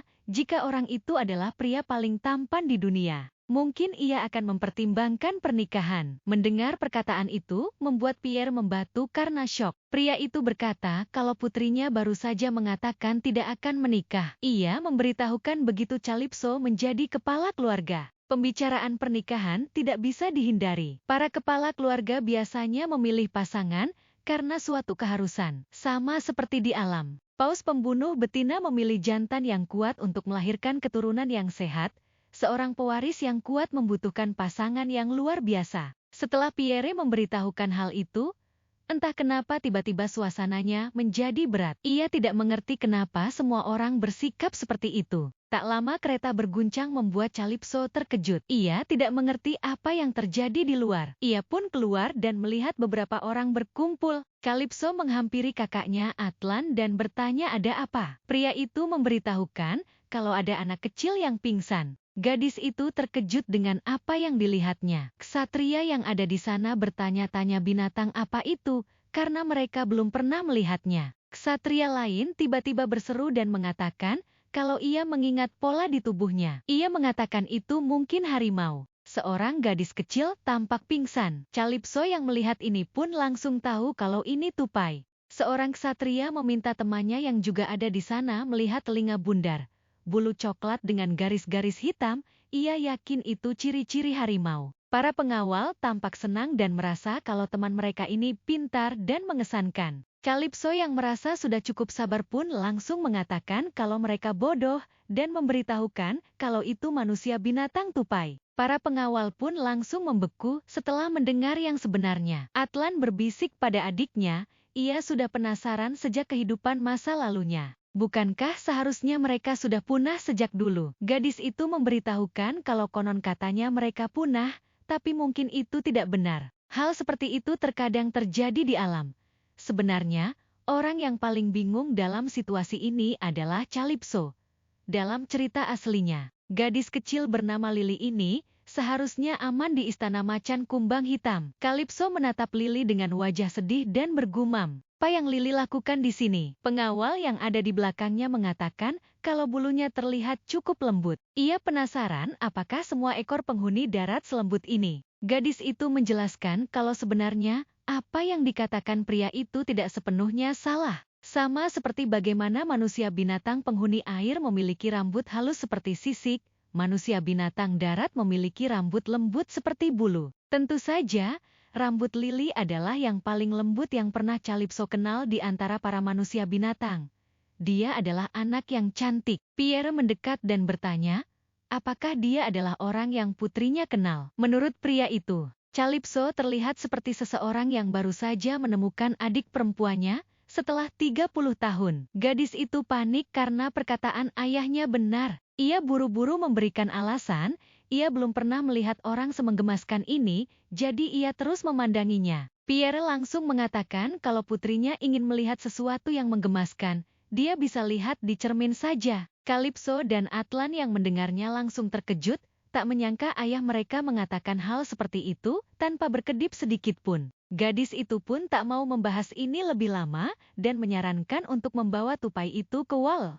Saat Calypso mendekati kereta kuda, ia melihat Wal dan Etienne dan merasakan suasana yang aneh. Ia pun mengira mereka habis bertengkar, tapi Wal langsung berkata tidak. Levi memeriksa gadis tupai itu dan memberitahukan kalau sekilas, sepertinya dia dehidrasi dan kelelahan. Dengan bahan-bahan yang ia punya, Pau seharusnya bisa mengobatinya. Setelah itu Wal pun mengobati gadis itu dengan kekuatannya. Beberapa saat kemudian, Calypso melihat Lily yang masih berbaring.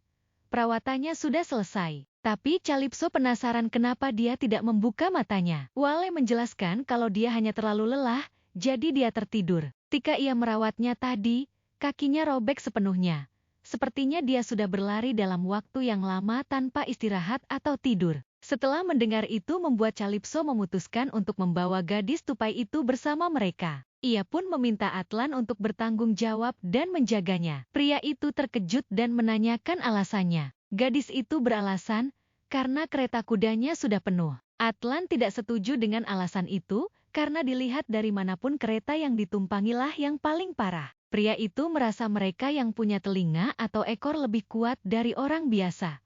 Anak-anak Hering pandai merawat seseorang. Tapi titik kalau dia bangun dan membuat keributan, adiknya yang harus menahannya. Calypso yang kesal dengan keluhan Atlan yang tiada hentinya langsung berteriak, meminta kakaknya itu untuk tidak membantah dan rawat dia saja. Pria itu pun langsung terdiam dan melakukan perintah sang adik. Atlan dengan kaku dan juga terlihat malu, menggendong gadis tupai itu. Ia bertanya apakah menggendongnya seperti ini. Calypso dan Levi langsung menahan tawa mereka yang tentunya membuat Atlan semakin kesal lalu pergi. Gadis itu menatap Levi saat dia memanggilnya. Pria itu mengatakan mungkin Calypso sudah tahu. Tapi telinga dan ekornya itu adalah tanda dari manusia binatang yang tidak sempurna. Calypso ternyata memang sudah tahu. Mereka lahir dari manusia binatang spesies yang berbeda, jadi mereka bisa tidak memiliki bakat sama sekali. Atau mereka mewujudkan bestification, atau biasa disebut transformasi binatang dengan bakat yang luar biasa. Bahkan ras murni bisa mengalami transformasi binatang. Levi yang mendengar ini terkejut, tapi yang ia tahu, secara resmi, hanya manusia binatang singa yang dianggap ras murni sejati. Calypso mengatakan kalau itu hanya tebakannya saja. Dalam cerita aslinya, satu-satunya yang mengalami bestification adalah para karakter utama, singa dan macan kumbang hitam. Dan satu-satunya yang bisa menyembuhkan para pemeran utama pria yang mengalami bestification adalah Lily dengan kemampuan penyembuhannya. Itulah kenapa Lily disukai semua orang. Yang menjadi pertanyaan Calypso sekarang adalah kenapa Lily sendiri mengalami bestification. Menurut Levi anak itu terlalu mencurigakan. Calypso mengerti kekhawatiran pria itu. Jika dia berasal dari ras manusia binatang yang dianggap punah, maka pasti ada pihak yang menginginkannya. Dia mungkin kabur dalam keadaan panik dan kebetulan ditemukan oleh mereka. Untuk sekarang Calypso merasa mereka hanya perlu mengawasinya saja. Saat sedang makan malam, Calypso mendengar kakaknya berteriak kencang. Pria itu menghampirinya dengan wajah pucat dan memberitahukan kalau dia menyusut. Ia tidak mengerti apa yang terjadi. Atlan memberitahu adiknya kalau ia tidak melakukan apapun. Calypso yang merasa frustasi dengan kakaknya pun bertanya ada apa. Gadis itu terkejut saat melihat gadis tupai itu berubah menjadi tupai seutuhnya. Atlan bingung dan bertanya apa yang harus mereka lakukan. Gadis itu merasa mereka hanya perlu membiarkannya seperti itu. Anak kedua Pierre itu pun ragu untuk membiarkan seperti itu. Tapi Calypso merasa sebaiknya jangan mengganggu manusia binatang dalam kondisi seperti ini. Walaupun mengatakan itu, sebenarnya gadis itu merasa sangat tidak nyaman. Namun, yang paling penting, arah Lily ditemukan adalah arah yang keluar dari kota naga. Ia pun yakin kalau gadis itu sedang mengalami bestification. Dan sepertinya dia sedang kabur dari kota naga. Calypso bertanya-tanya, apa yang sebenarnya terjadi di dalam kota naga? Kekuatan air tiba-tiba muncul di sekelilingnya. Pierre mengatakan kalau putrinya memiliki kekhawatiran, bicaralah dengan bebas. Seperti yang dilihat, ia sudah membuat perisai air di sekeliling mereka. Calypso pun mengatakan bahwa kelihatannya sepertinya sesuatu sedang terjadi di kota naga. Ia tidak yakin apakah membawa Etienne ke sana sekarang adalah pilihan yang tepat. Namun menurut Atlan, tapi mengirimnya kembali juga bukan pilihan yang baik. Kalau dia mengamuk lagi tanpa adiknya atau ayah mereka di dekatnya, tidak akan ada yang bisa menghentikannya. Calypso tidak menyangka kakaknya kali ini bisa bicara yang masuk akal. Pierre merasa kalau itu belum terjadi, jadi mereka tidak bisa tahu detail pastinya. Ia meminta untuk sekarang sebaiknya makan dan istirahat saja. Kota naga tidak terlalu jauh dari tempat mereka kini berada. Keesokan paginya, Calypso terbangun karena suara teriakan yang sangat kencang dari luar. Pintu terbuka dan ada Levi. Ia pun bertanya ada apa di luar. Pria itu tampak ragu sesaat, tapi pada akhirnya memberitahukan kalau tupai itu menghilang. Mendengar hal ini membuat Calypso terkejut.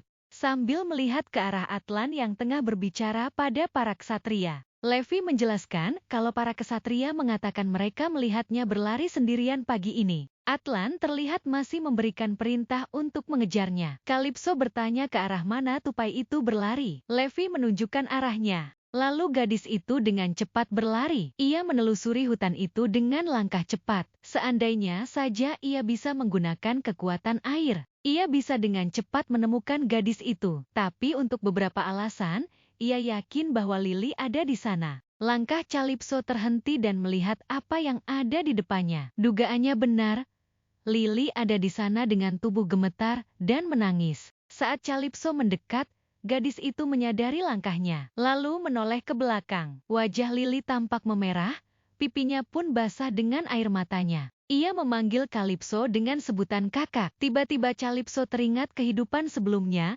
di mana ia selalu dituduh menindas, menyakiti Lily. Bahkan sampai ada yang menyebutnya ikan bau karena kesal. Di saat itulah, Lily melindunginya dan mengatakan kalau itu bukan salahnya. Kalipso kembali sadar saat Lily memanggilnya. Gadis itu mengatakan kalau ia bertanya siapa dia, tapi dia tidak menjawabnya. Untuk sesaat, Kalipso merasa seperti kembali ke masa lalu saat Lily memanggilnya kakak. Melihat gadis itu tidak mengetahui siapa dirinya, Kalipso berpikir kalau dia tidak mempunyai ingatan di kehidupan sebelumnya. Ia pun bertanya kalau gadis itu tidak tahu siapa dirinya. Lalu kenapa memanggilnya kakak? Dengan polos gadis kecil itu menjawab itu karena dia adalah kakaknya. Ia menatap dengan wajah polos dan bertanya apa ia tidak boleh memanggilnya seperti itu. Dalam hati, Kalipso sangat senang bahkan sangat memperbolehkannya. Lily memberitahukan kalau Palaya memberitahunya jika seseorang cantik. Semua orang memanggilnya kakak tertua. Kalipso langsung ingat kalau itu adalah anak kedua dari macan tutul. Ia pun mengatakan bukankah dia mengatakan kalau seseorang itu cantik,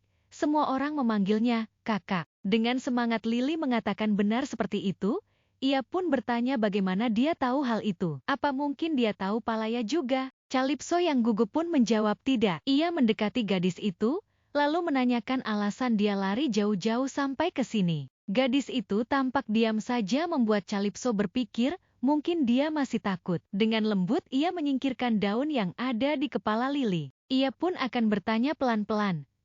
Dia bangun, dan dia terkejut karena berada di dalam kereta kuda. Gadis kecil itu langsung membenarkannya. Kalipso mengelus lembut kepala Lily dan menjelaskan kalau kereta kuda itu milik kelompoknya. Mereka menemukannya di dekat pinggir jalan dan menjaga agar tetap aman. Lily pun bertanya apa itu benar. Kalipso yang gemas pun menjawab iya sambil mencium pipi gadis itu karena gemas. Lily kembali bertanya, apakah dengan begitu tidak akan ada lagi orang menakutkan? Kalipso bingung dengan orang menakutkan yang dimaksud Lily. Ia merasa ada terlalu banyak pria yang mungkin terlihat menakutkan bagi seorang anak, jadi ia tidak tahu siapa itu. Ia mengatakan tidak tahu siapa yang dia lihat, tapi tidak ada dari mereka yang menakutkan. Mereka pun tidak punya niat untuk menyakitinya. Lily pun tampak lega setelah mendengarnya. Ia pun memutuskan untuk mempercayai kakak itu. Tiba-tiba muncul orang dari semak-semak yang membuat Kalipso menoleh ke belakang. Ternyata itu adalah Atlan.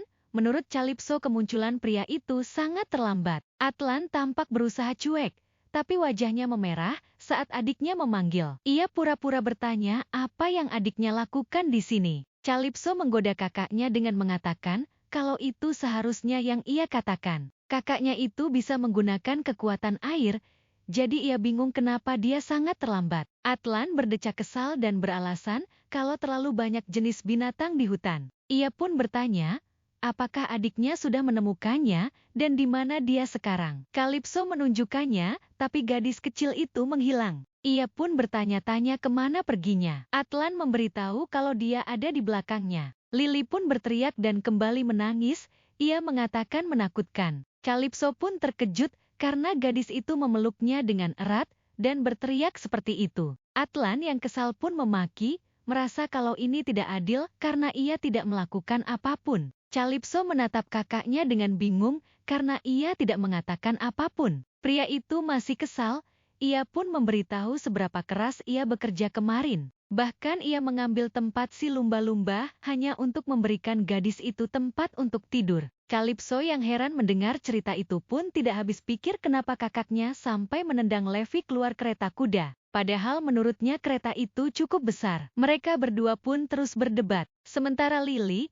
yang masih ketakutan dan tubuh gemetar menatap Atlan sambil memeluk Kalipso. Tiba-tiba, Lily mengangkat kedua tangannya dengan wajah sedih, meminta agar dipeluk oleh Kalipso. Gadis itu terkejut dengan keimutan Lily, walaupun sebenarnya gadis itu tengah ketakutan. Di sisi lain, Atlan bingung dengan apa yang dilakukan adiknya. Kalipso memeluk Lily sesuai permintaan gadis kecil itu. Tidak mungkin ia bisa mengatakan tidak padanya. Ia sampai berpikir untuk membesarkan tupai, tapi dengan cepat Atlan meminta adiknya untuk berhenti mengatakan hal yang tidak masuk akal. Kalipso meminta kakaknya untuk jangan berisik karena anak-anak takut dengan orang berisik dan kasar. Setelah ia pikir-pikir, mungkin Lily kabur karena Atlan. Ini terlihat dari tubuh gadis itu yang masih gemetar ketakutan. Pria itu terkejut disebut kasar oleh adiknya. Kalipso tidak peduli dan melanjutkan kalau gadis ini bahkan lebih takut dengan suara keras. Lily yang masih memeluk Calypso pun bertanya bagaimana kakak itu tahu. Putri Pierre itu pura-pura tidak tahu dengan bertanya,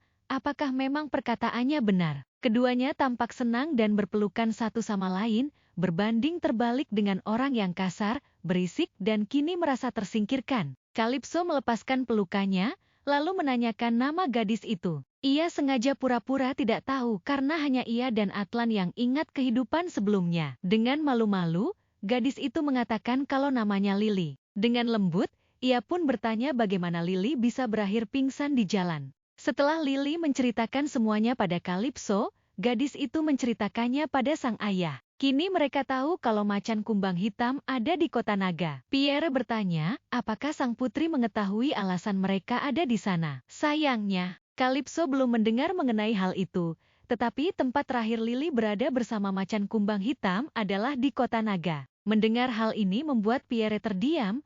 Menurutnya tidak mungkin para bajingan macan kumbang hitam itu datang tanpa alasan. Mereka adalah faksi kekaisaran, jadi pastilah mereka datang atas kehendak kekaisaran. Satu-satunya urusan kekaisaran yang berhak campur tangan di kota naga adalah Duke Naga. Gadis itu tak menduga sang ayah juga berpikir seperti itu. Pierre menambahkan, karena mereka biasanya tidak pernah meninggalkan wilayah mereka. Tidak mungkin mereka datang ke kota naga hanya untuk bersenang-senang. Sambil menatap ke samping, ia merasa mungkin saja anak itu terlibat dalam insiden terkait. Ternyata ayah dan anak itu kini tengah melihat Atlan yang menatap Levi dengan sinis. Pria berambut biru terang itu tengah memegang Lily yang berubah menjadi tupai. Pierre heran, kenapa anak itu kembali menjadi wujud tupai lagi. Lily mengeluarkan suara lucu dengan wajahnya yang imut. Dua ksatria dan Wal terpesona dengan kelucuan Lily, karena dia kembali menjadi Besman. Pierre merasa itu berarti mereka bertukar informasi. Gadis itu membenarkannya, tetapi saat Lily akan berbicara banyak, tiba-tiba bersin cukup kencang, dan akhirnya berubah menjadi wujud tupai. Bahkan langsung menempel pada Calypso, yang membuat gadis itu terkejut. Atlan mengatakan kalau Lily menyusut saat adiknya memeluk gadis itu. Mendengar ini membuat Calypso kesal dan berkata, apa kau pikir dia sudah menyusut sejak kemarin? Ekspresi macam apa itu? Calypso berpikir mungkin dia berubah menjadi tupai saat dia bersin. Untungnya, meskipun Lily tidak bisa berbicara bahasa manusia, dia bisa mengerti kata-kata dan mengekspresikan dirinya. Calypso memberitahu ayahnya ketika ia bertanya pada Lily, dia bilang dia tidak tahu kondisi seperti apa yang membuatnya berubah bentuk. Karena Lily jelas mengalami sesuatu yang berat, Calypso akan melindunginya untuk sementara waktu. Melihatnya begitu tak berdaya membuatnya sangat khawatir. Pierre menyerahkan semuanya pada sang putri dan berkata kalau dia bisa melakukan apapun yang dia mau. Lalu ia memberitahu kalau sudah waktunya mereka berangkat. Setelah perjalanan selama 2 hari, akhirnya mereka sampai di kota naga dengan selamat. Kereta kuda pun berhenti. Calypso meminta Wal untuk menyelimuti Etienne begitu dia bangun dengan jubah dan bawa dia ke Atlan. Ia sudah memberitahu kakaknya di awal agar memindahkannya dengan benar. Wal mengangguk, mengerti atas perintah itu. Setelah itu, Calypso turun dari kereta dan masuk ke dalam dengan sang ayah. Mereka disambut oleh kepala keluarga dari macan kumbang hitam. Pria itu tampak menatap mereka dengan tajam dan tidak suka. Calypso merasa kalau Pantrion bertingkah seolah dia adalah master dari Kastil Naga. Dia adalah pria yang menjadi ayah mertuanya di kehidupan sebelumnya. Dia selalu menyalahkannya atas segala hal. Tapi dia adalah sosok ayah yang sangat berbakti dalam mengasuh anak. Singkatnya, dia adalah pria terburuk baginya. Tapi dia menjadi ayah yang baik untuk Lily. Tapi ini bagus, karena tadinya ia khawatir bagaimana cara mengirim Lily kembali. Ia hanya perlu menemukan kesempatan yang tepat untuk mengirimnya. Pria itu menoleh dan menatap gadis kecil itu lalu memperkenalkan diri sebagai Duke Pantrion, yang dipercayakan oleh Duke Naga dengan tanggung jawab menjaga kota naga dan mengelola keuangannya. Calypso menyoroti perkataan dipercayakan. Baginya itu seperti seekor ikan mas yang mengatakan kalau dia memotong siripnya sendiri. Pierre pun menanyakan apa ini berarti Duke Naga tidak akan muncul juga kali ini. Duke Pantrion merespon kalau seharusnya mereka memperkenalkan diri sebelum mempertanyakannya. Itulah urutan yang benar menurutnya. Pierre dengan santai bertanya, apa dia tidak tahu siapa dirinya? Atau apakah ingatannya hilang? atau memang lupa? Ia merasa ini sungguh disayangkan padahal usianya masih begitu muda. Mendengar ini membuat Duke Pantrion kesal, tapi ia menahan emosinya. Pria itu pun memperkenalkan dirinya yang datang sebagai perwakilan dari Aquasiadel. Calypso yang sejak tadi diam dan hanya mendengar. Dalam hati, ia sangat senang karena ayahnya benar-benar tahu cara membalasnya. Perhatian gadis itu teralih pada seorang anak yang ada di samping Duke itu. Asal Pantrion, pewaris dan penerus keluarga macan kumbang hitam. Baginya ini tidak mengherankan karena jika Lily ada di sini, maka anak terkutuk itu pasti juga ada di sini. Ia menatap sinis anak itu karena dia adalah tunangannya di kehidupan sebelumnya. Calypso mendengar Duke Pantrion bertanya, apakah basement air tidak peduli meskipun mereka mengorbankan putri mereka sebagai persembahan. Menurutnya ini benar-benar biadab. Calypso pun memanggil Duke itu dengan sebutan bapak. Hal ini membuat pria itu terkejut. Dengan terbata-bata ia bertanya, apa? Jangan katakan yang kau maksud itu aku. Dengan cuek, Calypso mengatakan kalau di sini yang terlihat seperti bapak-bapak hanya dia. Karena kulit ayahnya masih kencang. Wajahnya berubah serius. Menurut gadis itu pengantin naga. Meskipun adalah pengantin, memiliki pangkat yang sama dengan Duke Naga. Itu berarti hanya Duke Naga yang bisa memutuskan perlakuan padanya akan seperti apa. Jika Duke yang masih Calypso sebut dengan bapak itu tidak puas, bawa saja yang mulia Kaisar atau Duke Naga. Duke Pantrion membenarkan pakaiannya dengan wajah memerah karena diserang seperti itu oleh anak kecil. Menurutnya, paus pembunuh benar-benar tidak tahu cara menjaga ucapan mereka. Pierre membalas dengan mengatakan kalau fakta bahwa mereka masih hidup meskipun seperti itu adalah bukti dari kekuatan mereka. Keduanya pun mengeluarkan aura yang sangat besar di dalam ruangan itu, yang membuat gedung itu bergetar dan beberapa dinding retak. Bahkan penjaga yang ada di sana terkejut, namun tidak bisa melakukan apa-apa karena kekuatan keduanya lebih besar dibandingkan mereka. Setelah beberapa saat, Pierre mengatakan sampai upacara sebagai pengantin naga diadakan, Calypso akan dilindungi olehnya dan para ksatria Aquasiadel. Duke Pantrion langsung menjawab kalau ia tidak bisa membiarkan hal itu. Pria itu tersenyum tipis, tapi itu diperhatikan oleh Duke Pantrion. Ia terkejut saat kedua orang itu pergi begitu saja melewatinya. Langkah Pierre terhenti saat ia mendengar dari Duke kalau pembicaraan mereka belum selesai. Pria itu menoleh ke belakang dan bertanya apa gunanya berbicara dengan seseorang tanpa otoritas. Ia pun meminta Duke untuk membawa atasannya saja. Duke Pantrion pun tidak bisa melakukan apapun lagi, ia hanya bisa melihat kepergian keluarga Aquasiadel itu. Asel memanggil ayahnya, tapi pria itu meminta putranya untuk melupakannya, karena memang seperti itulah paus pembunuh. Yang lebih penting baginya sekarang, bagaimana bisa putranya itu kehilangan Lily. Ia marah pada anaknya itu karena dia seharusnya menjaganya. Padahal gadis itu kecil, tapi Asel tidak bisa melindunginya. Anak itu hanya bisa diam dan menerima omelan ayahnya. Duke Pantrion menghela nafas sambil menutup matanya. Ia tak menyangka gadis itu menghilang. Keduanya terdiam. Duke teringat perintah kekaisaran yang mengatakan kalau hanya ia yang bisa menghentikan gejala abnormal Duke Naga. Jika bukan karena perintah kekaisaran itu, ia tidak akan pernah meninggalkan wilayah ini. Maka mereka juga tidak akan kehilangan Lily seperti ini. Jika bakat anak itu terungkap, seluruh dunia akan menginginkannya, jadi mereka tidak bisa mencari bantuan kemanapun untuk menemukan anak itu. Bahkan kekaisaran tidak boleh tahu. Duke Pantrion pun memerintahkan putranya untuk terus mencari. Asel mengiyakannya sambil membungkuk pada sang ayah. Lalu pria itu bertanya mengenai kondisi Duke Nada. Anak itu berkata kalau kondisinya masih sama. Malah menurutnya lebih buruk daripada kemarin.